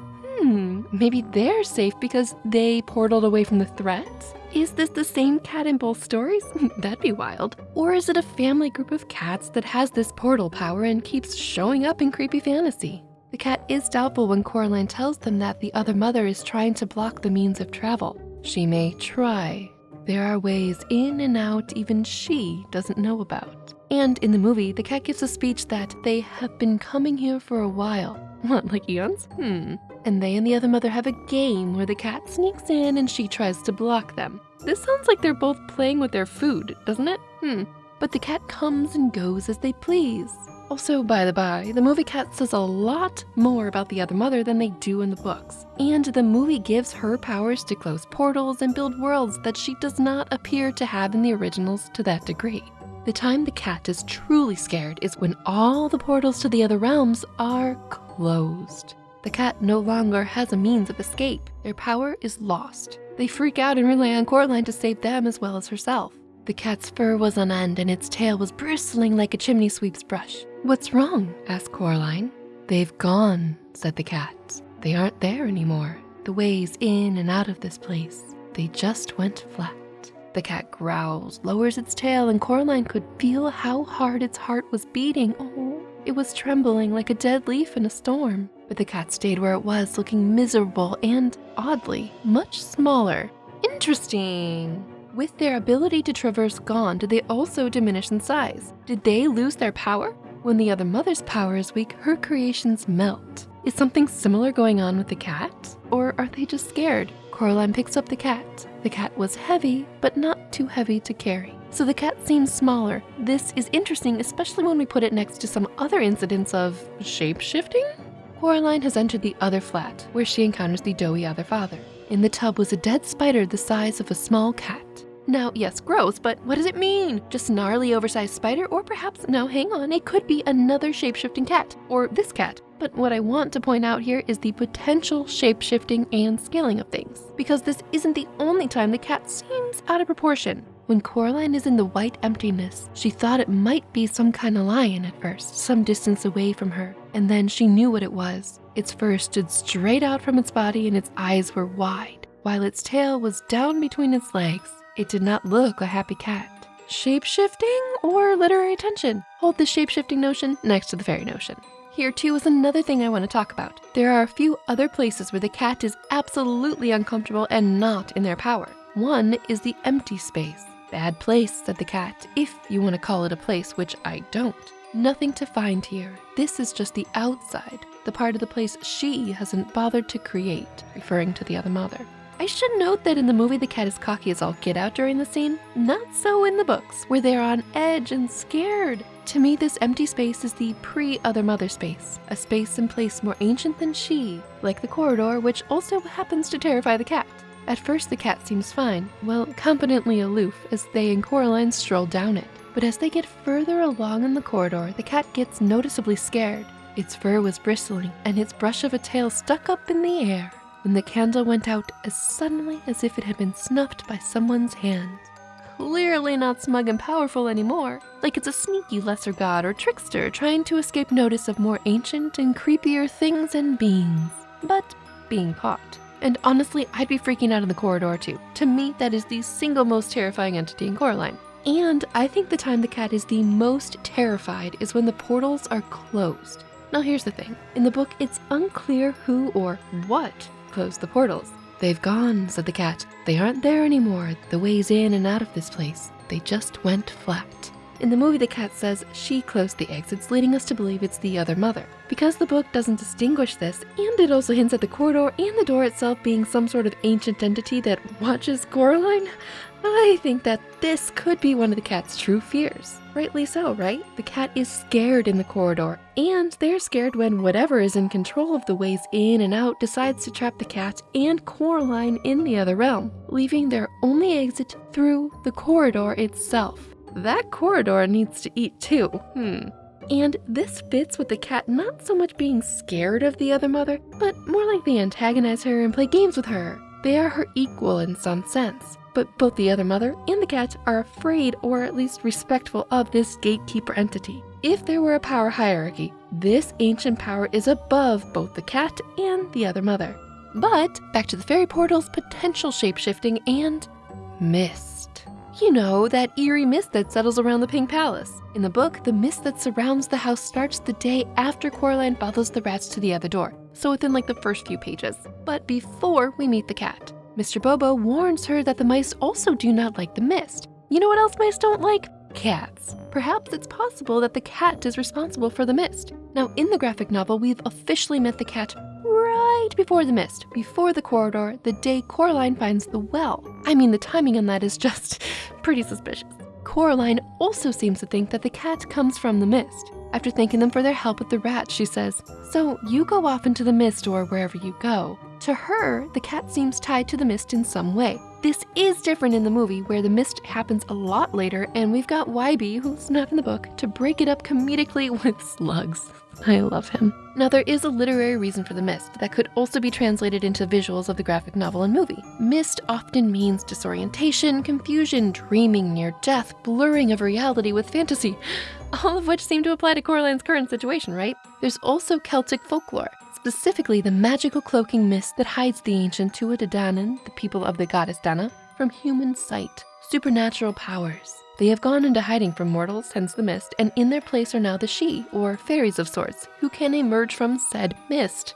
Which of course leads me to the cat Sidhe, which is a witch that can switch from her human form to the cat form 9 times, and on that 9th transformation, she remains a cat for the rest of time. Our mysterious black cat could be a 9th transformation cat Sidhe. This is a soul-stealing fae creature from Celtic folklore, which, coupled with the portals to the real-world otherworlds and likely fae realm, the knowledge of this other world that seems like it's been gained over many lifetimes, perhaps 9, the maybe shape-shifting and telepathy, and the mist which hides the Tuatha De Danann fae creatures, really makes sense. The soul-stealing bit and the trickster nature also seem to align with how it almost seemed that the cat had a similar goal to the other mother. Hers would be to drain her victims' life essences, the cat Sidhe's would be to steal their souls. However, cat Sidhes usually have a mark of white on their chest, which our cat appears not to have. Also, as mentioned before, the book's cat's voice is stated to be male, and the movie's cat follows that. That's not to say that a cat Sidhe couldn't be fluid though, I guess. Maybe the cat is so creepy because they are so elusive and undefinable, and they are very different between the books and movie. When I started this, I fully expected to be in love with the cat even more by the end, being the obsessive cat lady that I am. However, the proof is in the pudding, well, in this case, book, graphic novel, and movie. I'm so intrigued! So just what is the cat? An interworld freeloader? An ancient cosmic portal hopper? A fae creature that gets a kick out of deadly tricks? A deceptive beldam familiar? Or just some regular mischievous cat? The fact that they are in the Coraline cinema logo has to mean something, right? Tailing the cat as a potential cat Sidhe or fairy creature, we need to talk about something else stalking the real and other worlds. There's a monster in Coraline that everyone missed. This being is powerful, sneaky, and once it traps you, good luck finding your way out of it. It's not the other mother, it's not a creepy doll, it's not even the Pink Palace, although that's getting closer. It is ancient and similar to the living corridor between realms, but it's one of the earliest characters we see in the movie and books. But everyone missed it, quite literally. So in this video, I went through and obsessively watched this entity through every window that appears in the film. Those 12 leaky windows have nothing on the toll this took on my brain. I know that sounds like overkill, but it was necessary research, and there are a lot of interesting, creepy things that I discovered doing this. And then I also reread the book and graphic novel and compiled all my notes on them in order to paint the most complete picture that I could about this slippery, mystical being and what it means for Coraline and for you. So if you like deep dives into very obscure details and ancient folklore, I hope you enjoy my twisted tale. Coraline is lovingly crafted frame by painstaking frame, so everything in it is intentional. Same for crafting a story with words or images, which is why when something is mentioned repeatedly, we should take notice. But what if the thing we're supposed to notice is visually subtle? Well, that's exactly what the mist in Coraline is. It's alive. Now, hold on, I know you might be thinking, the mist? Yes, it sounds bizarre, but by the end of this video, I assure you'll think differently of this foggy fiend. We do have a lot to cover in both the movie and book, but first, we need to make some things clear. It's important to note from a lore and climate perspective that the book takes place in England, a place heavily steeped in folklore and not the Pacific Northwest like the movie. In the book, there is no Wybie or doll, but there are rats that are not costumed as cute little rodents. The pacing is also very different in the book versus the movie. The book is much faster and creepier in most ways, but despite the differences, the mist seeps in through the plot similarly. I'm going to start off with the book's timeline to put some hyper-focus on all the occurrences of mist and fog, and at the same time pop into the movie for the relevant scenes as we get to them. To quickly set up, the book mentions the door on the first story page, but Coraline lives in the new old house for 2 weeks before that, exploring the grounds in the colder than usual summer, and finds the well and a fairy ring made of squidgy brown toadstools which smell dreadful if you accidentally trod on them. Which, this is Fairy 101, do not enter mushroom rings lest you enter the fairy realm unknowingly. Book Coraline at this point could very likely already be in another realm, but unaware, and she keeps exploring outside until one day the rain makes it impossible. So she explores the house and finds the creepy large door. She has Mom unlock it, and because it leads to bricks, Mom doesn't lock it. That night, it creaks open. Coraline wakes to investigate it, tracking a little patch of moving rat shadow to the creepy door, behind which is still bricks. Coraline also casts a shadow in the room, but she looked like a thin, giant woman. Hello, other mother! She's already watching Coraline in the real world, as if simply unlocking the door unleashed the other mother. And something else. Anyway, bravely, Coraline returns to sleep, but the slippery rats infiltrate her dreams with their creepy, creepy poem song. The next day, it had stopped raining, but a thick white fog had lowered itself over the house. Lowered itself, you say? Book Coraline goes out in it, where she runs into Miss Spink, who comments on the rotten weather and then gets lost in memories. Coraline walks away a mere 3/4 of the way around the house, in fact, when she bumps into Miss Forcible, who asks after Miss Spink, saying, "I do hope she doesn't get lost." This mist is so disorienting that the theater gals have already lost each other. You'd have to be an explorer to find your way around in this fog, which, of course, she is. Coraline continued walking through the gardens in the gray mist. She always kept in sight of the house. After about 10 minutes of walking, she found herself back where she had started. Which, remember, Coraline has spent 2 weeks getting familiar with these grounds. This dense mist, which soaks Coraline's hair and face, rolls in right after the door was unlocked but not entered, and is not natural. Not only had it lowered itself over the house, but it's made Miss Spink and Forcible lost and on edge in their own way, and has Coraline, the capable explorer, walking around in circles, unintentionally. Like the movie, the mice warn Coraline not to go through the door, but also, the mice do not like the mist. It makes their whiskers droop. These mice know a lot, and you know if they fear the mist, it's for more than a bad whisker day. This pervasive fog is a hint at what's to come once she finally does traverse the corridor into the other world. Or she's already on her way there. Because, you see, the corridor door is locked. And unlike the movie, Mom didn't do it. Coraline hasn't gone through the door yet, but she did trot on a mushroom circle and walk through this mist. She's also so taken with the mist that she tries drawing it, but after 10 minutes of drawing, she still had a white sheet of paper with M-I-S-T written on it in one corner in slightly wiggly letters. Mist is really difficult to capture on paper, and yet it completely changes environments and feels as though it transports you anywhere. And what's more, this mist changes form in the other world. It becomes gray and the world around it becomes sketches. So Coraline's drawing is kind of prescient. Barely a page later, after her iconic interaction with bored, overworked Dad, Coraline finds herself in Miss Spink and Forcible's flat, where they read ambiguous danger in her leaves and give her the stone with the hole in it. Eventually, Coraline heads out.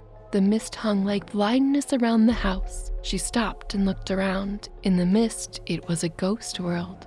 Which could mean it's even thicker now, or has altered the landscape in some way, or has ensnared Coraline and is bringing her elsewhere.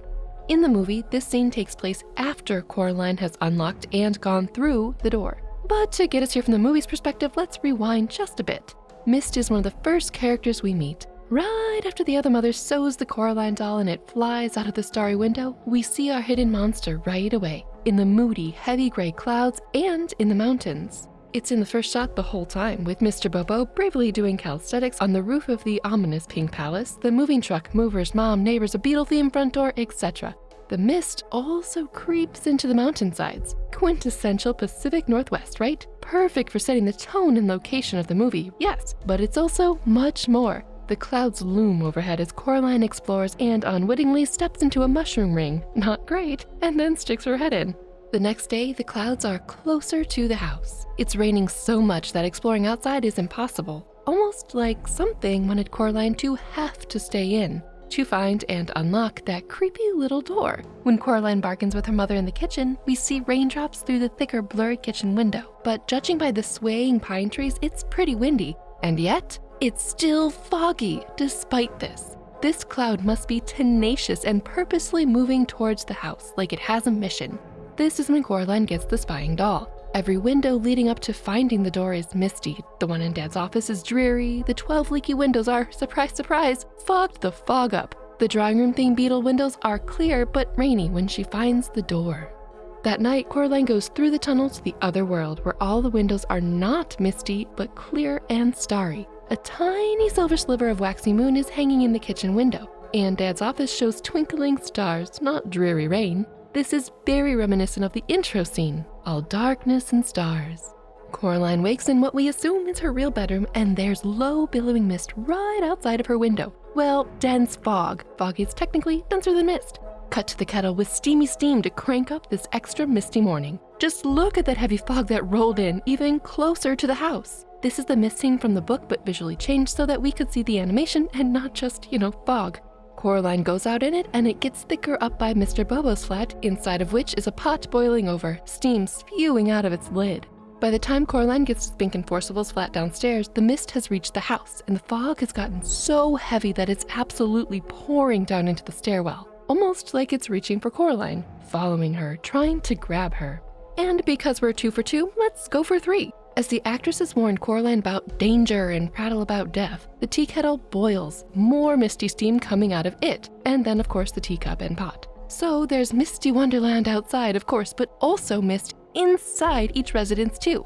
When Coraline leaves Spink and Forcible's flat, the low mist has thickened even more, and it keeps on pouring in, so much so that it completely obscures Slug Hunter Wybie and the cat. It's also moving much, much faster and feels agitated and pushy and hungry. It's been getting closer. Now it's here. In the book, after the big mist, the next day the sun shone. Almost too good to be true, Coraline goes shopping, asks about the empty flat beyond the bricks, and finally goes through the musty old corridor. She meets the other mother, who is creepy right away, goes to the theater show, and retreats back to the real world where her parents are missing. Already! Like the movie, her parents appear in the mirror. Now, interesting thing about this mirror in particular is that it was already in the house when Book Coraline's family moved in. They didn't bring it with them. It could be a window into another realm. It could be anything. The trapped parents cannot speak through it, but Myst allows them to communicate. Mom breathed on it, and quickly, before the fog faded, she wrote, "Help us," with the tip of her forefinger. The fog on the inside of the mirror faded, and so did her parents. Then Coraline realized, they aren't going to come back, are they? Not under their own steam. Which, breath, fog, mist, steam, all clouds, all mysterious and important in this story. The book Other Mother twists this fog when she uses the mirror to show Coraline's parents, happy to be rid of her. In the movie, this seems to be an icy fog Mom and Dad used to communicate in the mirror. It's still raining outside when Coraline burns the doll, but note that the snow globe in this world is still mist-free, even though her parents are gone. It's like the Other Mother's magic cannot work in Coraline's world, but this foggy, frothy outside mist can. Through the corridor we go, and the only snow globe that is misty is the one her parents are trapped in. Here, mist is used to obscure, but there's something else. It's also possible that the mist itself stole them. Mom went out in the mist to go grocery shopping, and we never saw her again. Dad was in town. Now they're gone. Something to watch is as the Other Mother's power wanes, this globe stays misty. On the other grounds, the further both Coralines get from the house, the sketchier the trees get until they become the rough idea of trees. Then she kept walking and the mist began. It was not damp like a normal fog or mist. It was not cold and it was not warm. It felt to Coraline as if she was walking into nothing. The Other Mother could only create the house. The mist is just here, on the borders. As the borders, perhaps? The world she was walking through was a pale nothingness, like a blank sheet of paper or an enormous empty white room. It had no temperature, no smell, no texture, and no taste. It certainly isn't mist, thought Coraline, although she didn't know what it was.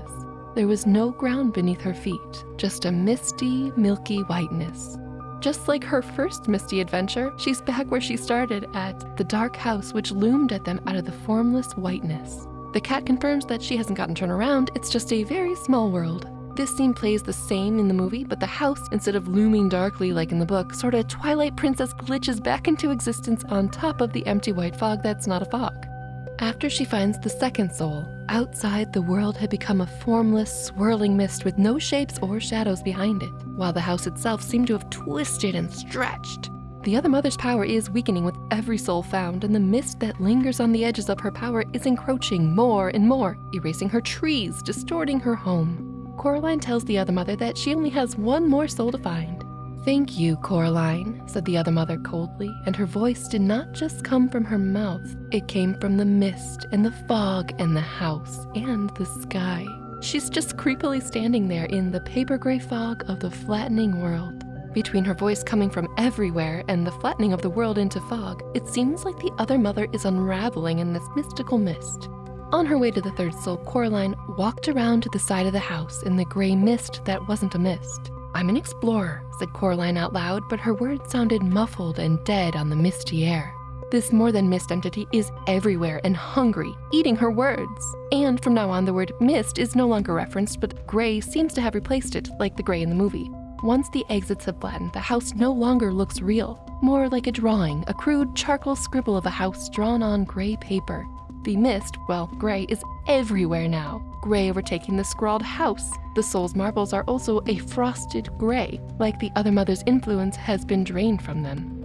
The movie also uses gray in this way to show the other mother's power draining out of the world, the souls, whatever it was used to create, and the gray nothing taking the space back. And like Book Coraline's words, something's eating the stars. After the theater, there are less stars out and more distant clouds, and the shadowed moon is nearly full. By the time we see Wybie's clothes hanging, there are barely any stars left in the sky. The button is about to eclipse the moon when Coraline nearly loses the third soul. The cat's timely gift stops it in its tracks, though. There are even fewer stars in the gray sky now, like something's obscuring them or eating them. The movie uses the button shadow to show the other mother's score in the game against Coraline, if you will. But there's another thing at play here. I think the glitchy gray is her score against the mist, and she's losing there. When the last soul is collected, I think the near last bit of the other mother's power is lost. The part holding back the white mist, the gray nothingness rest of the other world at bay. The other mother lives in a pocket and has been able to maintain her home for so long only by harvesting souls, which she no longer has. With the power crumbling, the house crumbles, the paper peels, and the defenses of the other mother in general are crumbling against the bigger blank thread of the gray emptiness. The button moon that was keeping Coraline's score now implodes to show the other mother's time is nearly up. She can no longer maintain illusions. But something is still maintaining that misty snow globe on the mantle. In a last-ditch effort to steal power, the other mother resorts to overtly trapping Coraline in her actual web, which is no longer an illusion but a flimsy spiderweb amidst the vastness of the blank white mist but not mist nothingness. It's scary how small she feels now, how insignificant her power feels when this is in the picture. The web is literally her last thread against the blank mist. Back in the book, Coraline, now home, still has more to do to get rid of the gray in the real world, because it's bled over metaphorically into that world too. The gray pre-dawn light showed her the whole corridor, not that corridor, completely deserted. She opened the front door and looked out at the gray sky, knowing she has to get rid of the key. Yes, these are poetic uses, but it feels as though this gray is fighting for its grip on Coraline's world, and losing, because after this gray morning, the weather is wonderful. And once Coraline tricks the hand, the night finally turns warm. The end. And to end the movie, the clouds do the same lingering thing in the real world. After escaping, for the first time, the outside world is not rainy or misty. Mom and Dad are back, and it's an uncannily clear night in what we hope is the real Pink Palace. We can see the first moon in the real world, again if you trust that's where we are. And it's waning, losing face, just like the mist and the other mother. As Coraline and Wybie struggle to destroy the hand and dispose of the key, the clouds above are positively roiling and boiling like they're fighting from above. When they succeed, the clouds thin to almost nothing and stop moving once the hand is gone and the well sealed. The other mother misty hands finally release their hold on the moon, and we transition into the first sunny day in the whole movie. I would say happily ever after, but I have serious doubts about that. In the book, this mist appears after the door is unlocked, but before Coraline goes into the corridor, like it's been unfettered and eager to escape. Myst is also used to communicate and twist and deceive. As the other mother's power weakens, the mist or gray nothingness gains strength in space. It's everywhere, outside, in the mind, in the other world. It destroys whatever is too weak. The mist in the movie is similar to the mist in the book, although it visually had to change. It's there all the time, constantly waiting in the background, but after Coraline has visited the other world, it feels like it followed her back out and is clawing to get her back.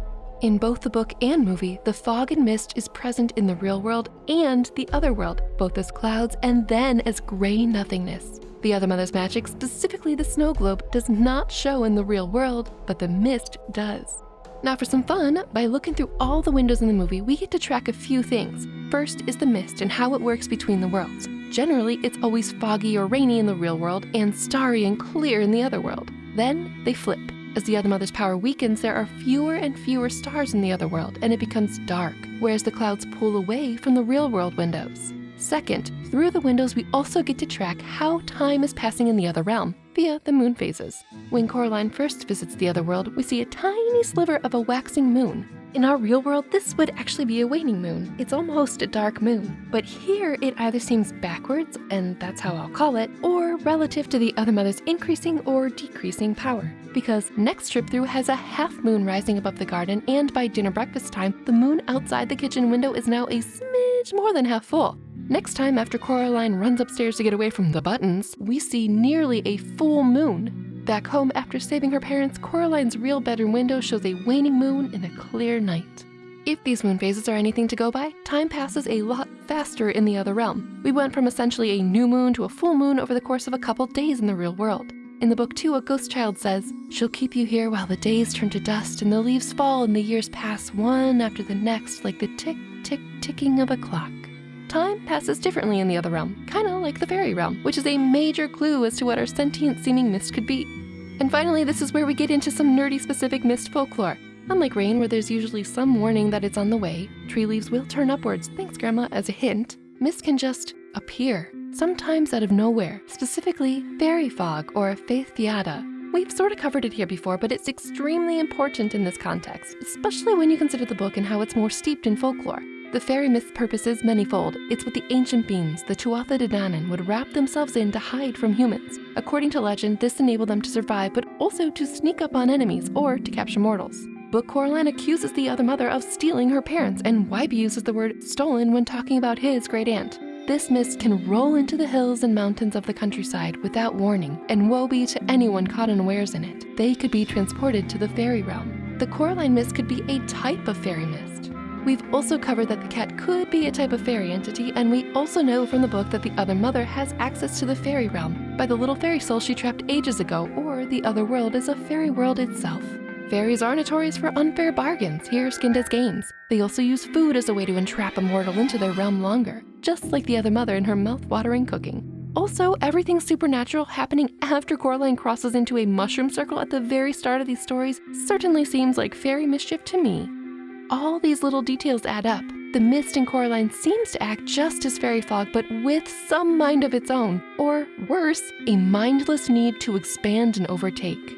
It's present in both realms, and it also changes form in the other realms, and I think overwhelms the other mother's little pocket of pink palace. With her power waning, she can no longer maintain her borders, and she and her home are dissolving in it, like they're in the stomach of a much bigger entity. Hello, old corridor? The mist is disorienting and potentially indiscriminately destructive.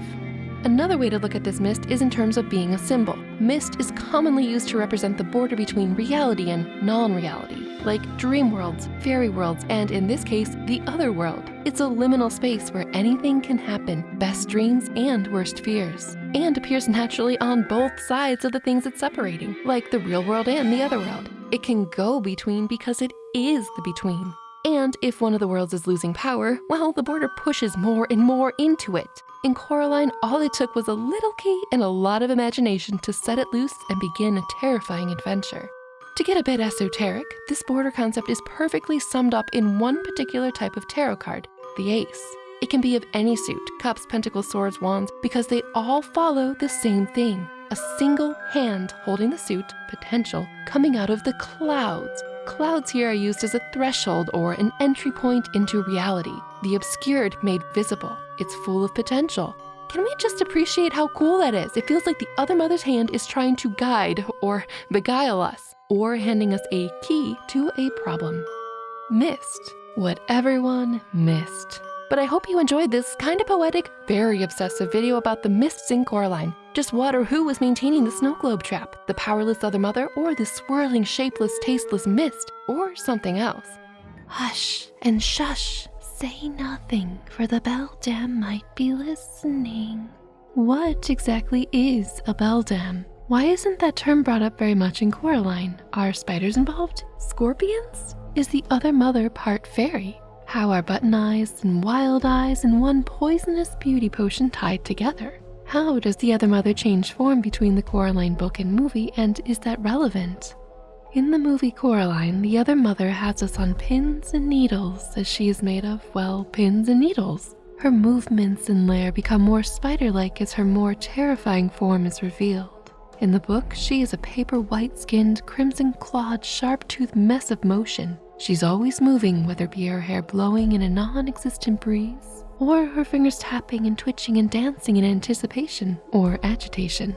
The book Other Mother looks healthier and rosier after Coraline sleeps the night away behind the mirror in the other world, almost as if she had siphoned off some life source. But as different as these other mothers are in appearance, both of these beldams have button eyes, an affinity for bugs, and an overwhelming need to consume the souls of children.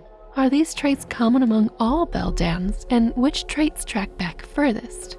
Also, if you're curious and are thinking, my, what creepy hands those are, I invite you to check out my other channel, A Bit Late, where I've got a lot of spooky cool things and calm cozy stories a-brewin'.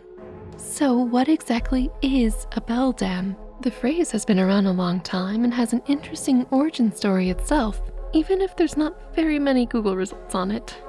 Both the Merriam-Webster and Oxford Dictionary's definition on beldam is an old woman. Wow, super helpful, very literal. Oxford elaborates a bit more with a malicious and ugly woman, especially an old one, a witch. Okay, so a descriptor for grumpy old women, and those others deem ugly. Not loving it, but the catch-all, a witch. There we go, that one word. Witch can have any number of 100 meanings and connotations, and it's just sort of casually tacked on there with no further elaboration. Which witch are we talking about? Let's put a mental pin in this witch part for a bit later, because witch is quite the slippery word throughout history, meaning different things at different times to different people for different motives. It's interesting that the word beldam is used to describe ill-tempered, ugly, and/or old women, especially when its etymology comes from a combination of French and English words seemingly meaning quite the opposite. In the 1800s, the Old French belle meaning beautiful and the English dame, French dame, for woman. Together they would mean beautiful woman if it weren't for how this phrase was used and changed over time. And side note, maybe this is when one of the other mother's older victims was first claimed, and why they would use the term beldam to describe her to Coraline.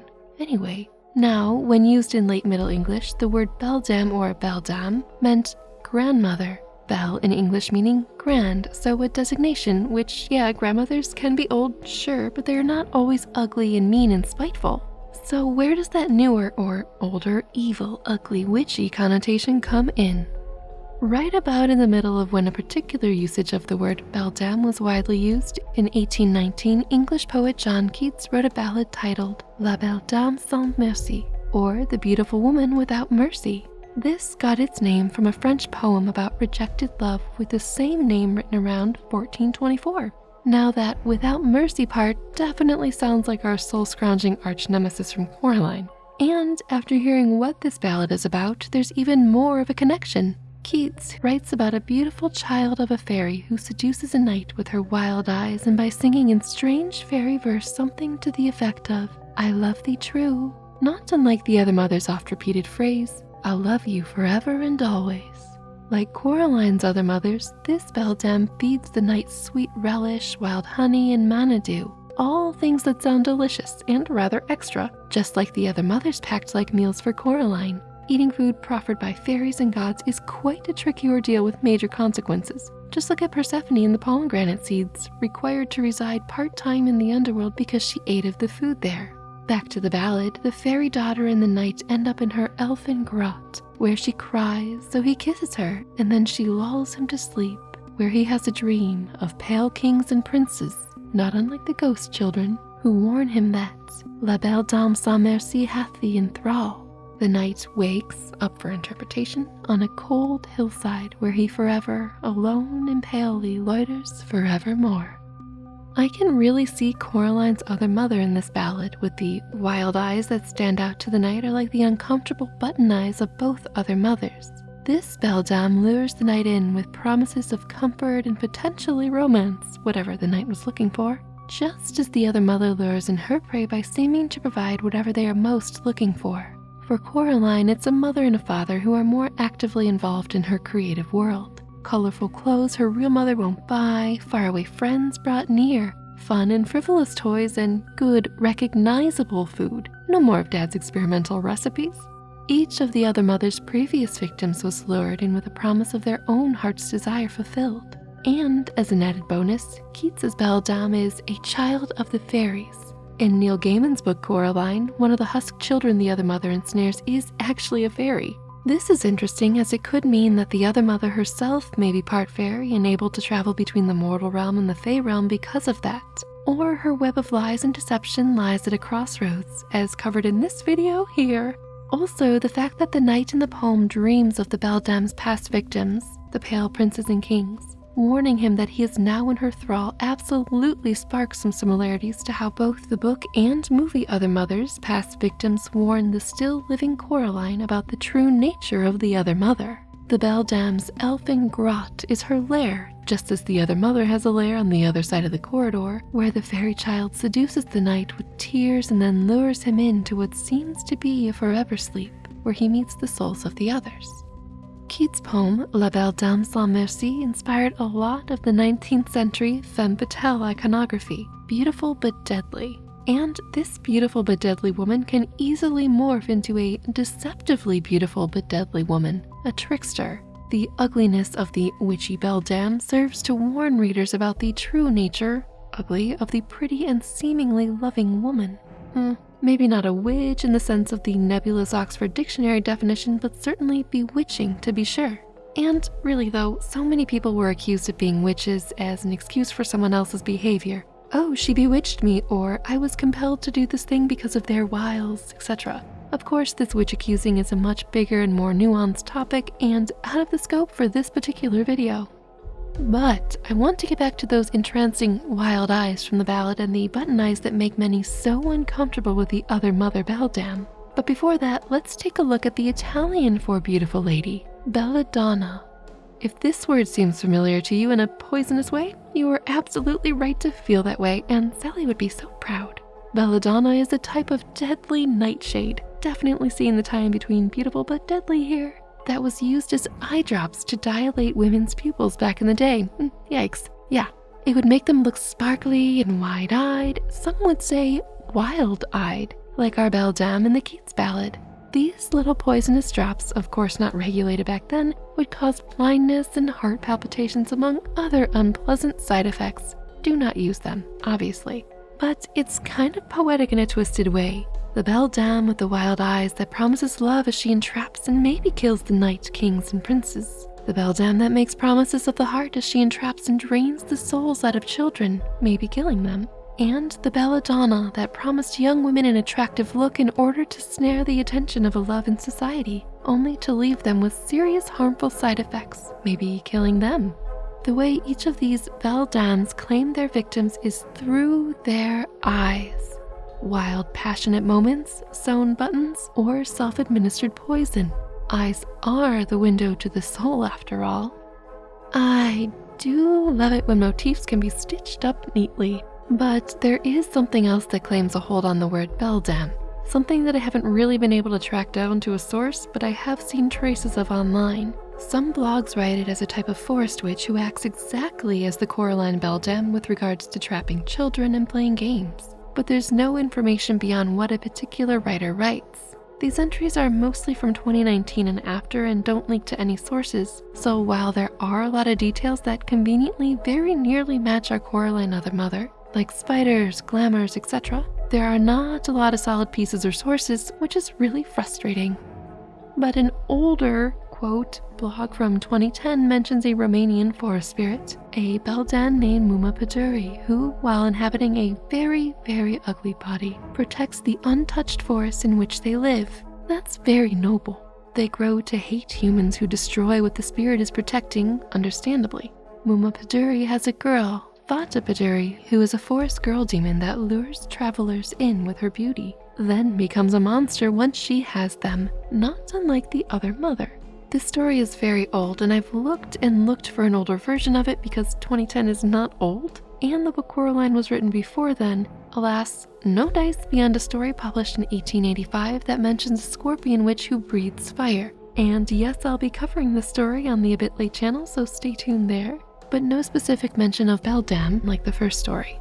Now, forest witches and dwellers who happen to have exactly the solution a person needs, think the starving Hansel and Gretel who encounter a witch with a candy house, my, are a common thread in folklore and fairy tales, and perhaps that's why the other mother is so scary, even if we can't exactly pinpoint her.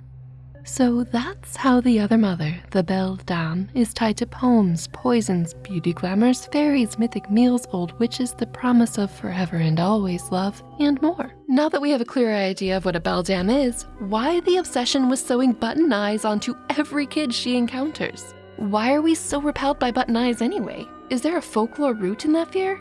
Is it for good reason? Buttons.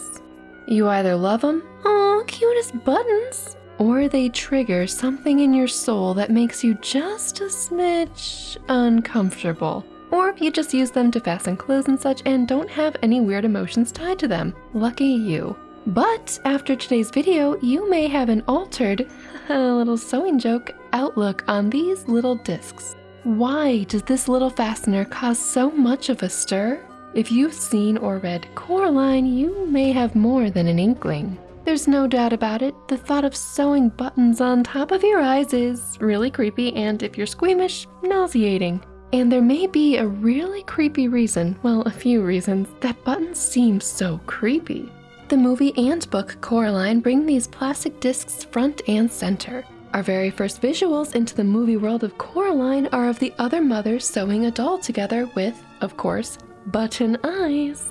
Yikes, but it kinda makes sense. Movie Other Mother has button eyes on all of her creations and constructs that inhabit the other world. Rats, Mr. Bobo, even Miss Spink and Forcival's dogs have these creepy manufactured eyes. I think these buttons mark creatures as hers, whether they be her creations or her victims. Maybe they are a metaphor, or maybe they literally make her minions see only the things she wants them to see, literally blocking their vision from reality, or maybe she can see through their button eyes. Hive mind eyes spies. Phew. While there is no creepy Coraline doll doppelganger in the book, buttons are just as prevalent. On page 45 of 162, the other mother and father say that, in order for Coraline to be with them forever and always, she has only to sew black buttons over her eyes, and it won't hurt a bit, which book Coraline takes to mean that it will hurt quite a lot, and I'm with her there. The movie goes extra hard and uses buttons and sewing from the very start and throughout to drive home the idea that the other mother is like a spider, literally threading a web through and around her world and the people and creatures in it. And while I could dive really deeply into the metaphors about said creepy button eyes, I am of course more interested in where this potentially chilling association originated from, because you know that has to be creepy. So, where do button eyes come from? And why are they so creepy? But here's a button that's not creepy, the subscribe button. Some of you spooky souls watching these videos are just floating through, but why not stay and make this your haunted home? Subscribe and bell click to this weird channel today and never miss a creepy cool thing. I promise we'll have fun forever and always. Okay, back to the creepy buttons. Let's talk about dolls, another thing that you either love or get shivers from. Many with button eyes are creepy in their own right. The way the light catches them just right to make them seem alive. Did it move? Is it closer than it was a bit ago? There are so many old fairy tales and stories that have dolls coming alive, either to help or to hurt. And there are lots of modern stories that make these uncanny lifelike yet not maybe figures even more terrifying. But getting back to buttons, in the case of dolls and toys, buttons take something that was not alive and give it a bit of life. Buttons, eyes, windows to the soul. Throughout time and stories and rhyme, the eyes were thought to be the windows to the soul. And if a soul were to vacate a body, for example, a person were to die, the eyes they leave behind start to get weird. Lifeless eyes are unnerving in their own right. But, and warning here as I'm getting more realistic and graphic, once a body dies, muscles stop working and skin dries out and you get the picture. Coins or ceramic pieces or anything else really were used to ensure that the eyes remained shut after death, hold the lids to hide the lifeless eyes, and to keep the face looking peaceful. In recent times, eyelids were glued shut, and today there's even a disc that sits under the eyelid but atop the eye that grabs the eyelid and holds it shut for viewings and such. Not a button per se, but it sure functions as one. In other rituals and body preparation, the eyelids are sewn shut, which brings us eerily back to Coraline and the other mother and sewing buttons on eyes. Yay! Maybe the other mother is really marking Coraline for death. I mean, we knew that she meant to drain the life out of her like she has done to the other children, like a spider tying up her victims, but this really brings that home. Did Coraline skirt death? Or did she die? Is she actually living in the afterlife? Or limbo?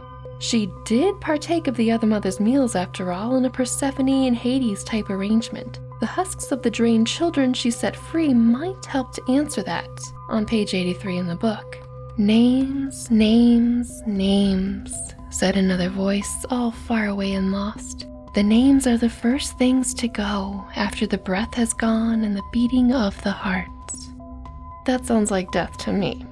In order to set the children free, in the book, Coraline is finding their secret hearts, their souls. In the movie, their eyes. Interesting word choice and concepts, right? In the book, the worlds are parallel yet opposite, and Coraline's potential straddling of the line between life and death makes an already eerie and chilling story that much more hair-raising. Another metaphorical takeaway, yeah, I know I said I wouldn't, but here we are. In order to willingly stay in the other world, Coraline has to willingly sew her own eyes shut. Sew and shut out the truth of things and only see what the other mother wants her to see, through a button. In this case, she would be willingly giving up her will and her life essentially, and marking that decision with the ritual of sewing her eyes closed, not unlike a corpse in repose. Speaking of death, in mythology, souls were transported from the world of the living across the river Styx to the underworld by the ferryman Charon. The fee for bringing the body and soul to the proper place was coins, which relatives or those mourning a person were sure to place in or on their dearly departed's mouth or around them somewhere. This is known as Charon's obol, and is considered sustenance for the journey, referring to the roads of the afterlife or whatever the culture thought awaited them after death. Without these coins, the soul would be forced to wander and roam endlessly forever and always and eternity, and would probably haunt and torment those left behind until they themselves died. Yay, fun! Now, ritually, coins don't appear to be placed on eyes, aside from the whole weighing down the eyelids thing, but sometimes large ghost coins were. Super cool name and rather interesting concept actually. Basically, rather than depart with actual money, the living would place an impression of a coin or icon into a piece of metallic foil, and would place that into the body's mouth, or larger ones over their eyes. This not a coin is dubbed ghost coin because it's there but not really there. Ooh. But now it's time to button this up. Sorry. What are some of your thoughts? How do you feel about buttons now? And if you were to stay in the other world forever and always, what button color would you choose? I'd probably go for purple. Not that I'd go through with it, but purple is a good color. So far, we've pulled all of our information from the movie, books, folklore, and even contemporary funerary practices. But there is something, well, someone glaringly different between the books and the movie. That, of course, is Wybie. Why was he born? What purpose does he serve? And how would the story have been different were he not in the movie? What if there was no Wybie? No friendly face in a too sweet and sugary scary other world. Also kind of a major thing, without Wybie, things would have worked out entirely differently for Coraline in the other world if she even went there at all. Yeah, yet he does not appear in the original book. So, why Wybie? Get comfy and cozy for today's creepy movie dive. Imagine a world without Wybie. So sad. But we actually don't have much to imagine here because Wybie is not in the original Neil Gaiman book. Now, this is kind of a book versus movie, but only focusing on Wybie. For the full general book versus movie, head on over to this video here. And do buckle up today because we're getting granular. I think there are many reasons why Wybie was created for the movie adaptation. Book Coraline's thoughts are in our head. Books can show and tell. We, as the reader, can know what Coraline is thinking and feeling based on how the author describes what she sees and how she reacts to it. She can have an interior monologue and we are privy to it. Things happen to Book Coraline, to us. We are there experiencing things through her eyes, through the author's words. Things come alive and unfold before us only as we read each word. They keep pace with our reading, going only as fast as our eyes move over the words. There's no escape beyond going through it, page by page. Movies are generally different. Unless there is narration, they usually show and not tell. Of course, that's the nature of a visual medium, yes. The movie Coraline shows. It communicates Coraline's inner thoughts to the viewer by having her talking to Wybie, the cat, and others. It also uses her charming and exaggerated expressions to great effect for this too. Otherwise, we'd just be watching her mumble and talk to herself if she even vocalized her thoughts at all. Before diving into why Wybie in super detail, it's worth mentioning and summarizing the overwhelming feeling the book has, in order to set this comparison off right. In the book, Coraline is alone. She is the only child in the flats. There are no other children in the story, only adults who can't get her name right, don't pay her any mind, or listen to her very real concern that her parents have gone missing. Seriously, home alone after her too creepy experience with the other world, Coraline, understandably afraid, calls the police to tell them her parents are missing. The officer's response? Apart from dismissing her, he tells her to make some hot chocolate. What? She is so lonely and afraid she makes pillow versions of her parents to help her deal with this isolation, a detail which did make it into the movie. Miss Spink, too, after hearing from Coraline about her parents missing, says she and Miss Forcible will also be gone to visit some family. In the movie, they are going to a play and needed Coraline's parents for a ride there. But either way, no concern given to Coraline's very real plight of missing parents, hello. But Coraline is very alone, and that in and of itself makes the book that much scarier.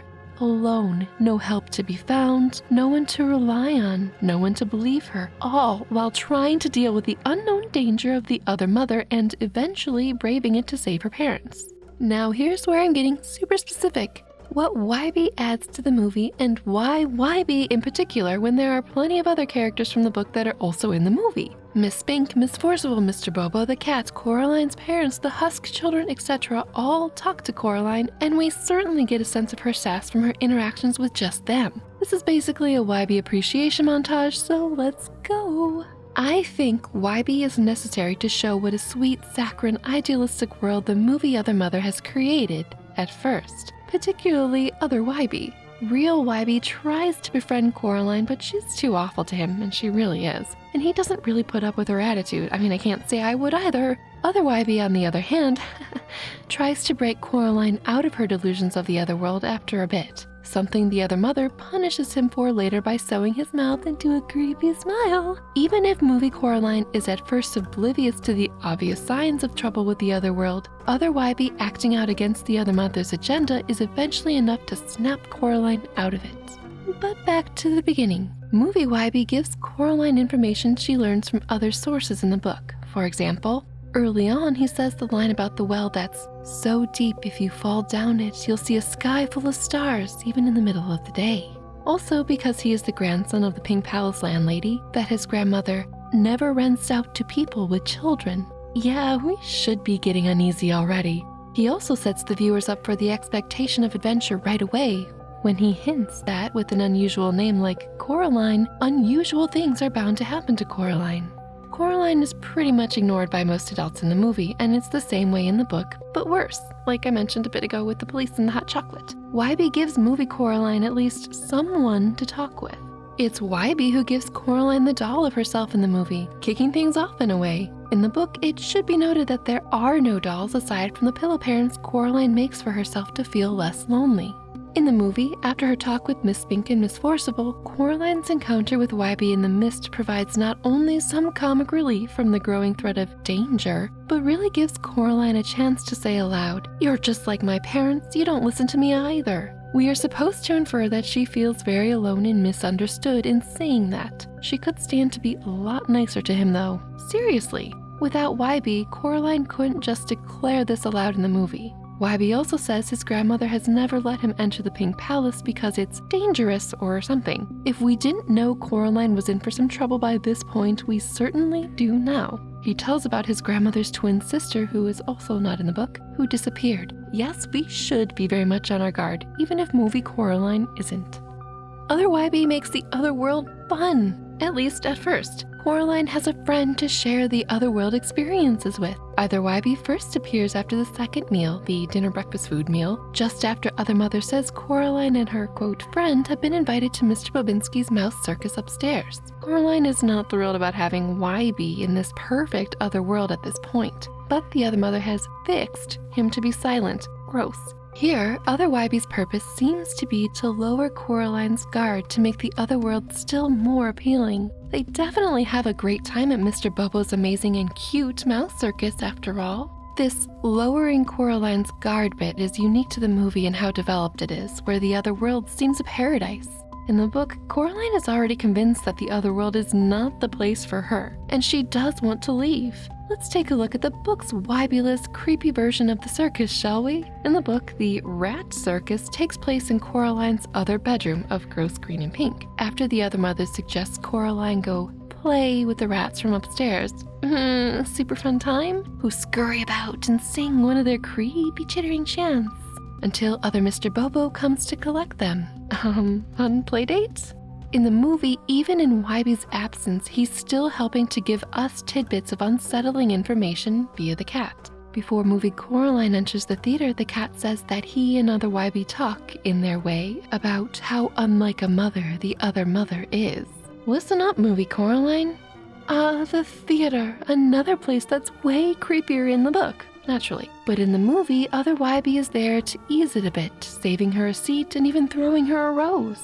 He appears to be thrilled to be there. That is, until the Other Mother asks Coraline how the show was, and he starts to get frowny and unsure. Through this, he shows the viewer that we should be feeling uneasy and unsure, even if movie Coraline is still enamored with the other world. When movie Other Mother creepily threatens Other Wybie to smile, darn ya smile, or else we're absolutely supposed to be threatened by her as well. Here, Other Wybie's uneasiness and hesitation contrast greatly with movie Coraline's infatuation with the magical other world. He is necessary to show that not all is as it seems, get it, seems, sorry, and that we, the viewer, should be on our guard. So should Coraline, but she probably wouldn't listen.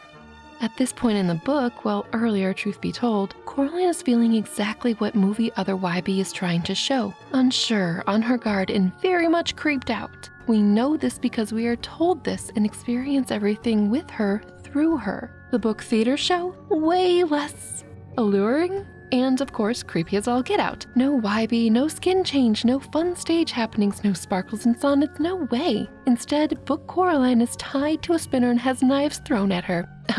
Fun? Why on earth wouldn't she want to stay forever and always in this other world? They do give her chocolate as a volunteer prize, though. Anyway, it's also all talking dogs in the audience. Tons of talking dogs who inform her that this show never, ever ends. It goes on forever and always. Again, really selling the stay here forever pitch, no? No. The book's rat and theater shows are just flat out creepy. That's how they were written, and that's what we readers are here for. I mean, one look at this cover and you know it's not going to be a cakewalk. the movie makes these events, like everything, at least seem fun at first. Not only because they are really colorful and whimsical, but also because other Wybie is there with Coraline, a friend or at least a nice familiar-ish face in this too happy place. Someone to share the experience with, and if things go sideways, someone to make an escape with. In the book, Coraline has to get herself out of sticky situations or wait them out like in the Mirror prison. She has to sleep in the dark cupboard behind the mirror only to be retrieved and carried out by a suspiciously more invigorated other mother the following morning. In the movie, Other Wybie saves Coraline from this mirror prison. Other Wybie also helps her escape through the tunnel, although he cannot come with her. So he's an active force on her side in the other world, someone to rely on, which absolutely makes his empty jacket that much more of a gut punch. But I'm getting ahead of myself. Too bad Coraline's gratitude is short-lived. In the next scene, back in the real world, Wybie swings by to pick up the doll almost as soon as Coraline escapes from the other world, only to be used as a means to show Coraline's anger at being left by her parents, her fear of the other world and of the other mother, and her general angst. Poor guy. Again, the book can tell us this without harming an innocent neighbor, but the movie has to show us. Still doesn't make her attitude and actions towards him right, especially considering she was just so grateful to Other Wybie and was so worried without her parents around. Wybie is there to take the doll back that belonged to his grandmother's missing sister, and then Coraline is furious with him for stealing the doll. Then she puts it all together and they both look for the doll in the house, which, by the way, Wybie is not allowed in per his grandmother, but Coraline doesn't really care for his boundaries. And she's still mean to him? Why? Wybie so doesn't need shoes thrown at him, meanie. She chases away the only person who understands her and could help her. Sorry, I get upset at how cruel movie Coraline is to poor Wybie, but yeah, movie Coraline is in deep with the anger, denial, and fear at this point, as we just saw with how she treats Wybie. Through Wybie, Coraline finally sees just how terrible and how high the stakes are in the other world, when Other Wybie's clothes hang empty from other Mr. Bobinski's flagpole. A terrifying fate, to be sure. This impresses on movie Coraline, and us, the movie watchers, the very serious and dangerous nature of the other world in a more visceral and close to the heart way than previously. Wybie saves the day many times in the movie. It's him who saves Coraline from the other mother's hand at the very end of the movie, in an appearance almost mirroring his first appearance in the film, and it's he who smashes the hand with the rock. Still makes me uncomfortable that they put the creepy smashed hand with the key down the well, but anyway, Wybie is a hero and someone to savor the downfall of the other mother with, because of course the adults have no clue what's going on, per usual. And finally, if it weren't for Wybie, none of Coraline's otherworld adventures would have happened how they did. If we're just talking about the movie itself without reference to the book, if there was no Wybie in the movie, the other mother would not have been able to see and spy on Coraline very well, because Wybie would never have given her the doll. The doll didn't appear on Coraline's doorstep, it appeared at Wybie's grandmother's house. It was her missing sister's doll that transformed all of a sudden to look like Coraline, but we know how that change came to be. It's the first scene in the movie. The doll flies into the window, the other mother's needle hands alter the doll to look like Coraline, and that doll flies out the window. Magic! Or, malice? Magic malice? When Wybie sheepishly tries to take the doll back from Coraline, we learn that his grandmother's sister's doll is missing and the grandmother is furious and I'm sure anxious that Wybie gave away her sister's doll to a new child. She probably remembers what happened. This doll of many faces is just one doll. And it's not that the doll was left on the stoop by the other mother posing as Wybie via a note, it actually was Wybie doing this. And without the doll, Coraline would not have discovered the little door when she did in the movie. I mean, she may have, but in the movie it's the doll that guides her there. So, no Wybie, no other mother scheme as we know it. And, most importantly, no slug photos. Gosh, those are the coolest. If it weren't for Wybie, none of Coraline's otherworld adventures would have happened how they did. She would be safe and bored at her dreary house with her busy parents and odd neighbors, and we'd miss out on all the awesomeness that is Wybie. He is a heroic helping hand, a hint that not all is right, and someone to share the whole other mother vanquishing experience with. Yay, adventure bond! But what are some of your thoughts? Which Wybie do you prefer? Real, other, both? Let me know in the comments below. Well, friends and fiends, I hope you enjoyed watching these Coraline Theory animations. They're so fun to do and take quite a lot of work and time and dedication to pull off, so I wanted them to tell a complete story together in case you missed one along the way so far. Are there any other creepy stories you'd like me to cover in this excessive amount of detail? Phew. Do be sure to subscribe and keep your button eyes peeled for the next spooky video coming out of the cauldron quite soon. Goodbye.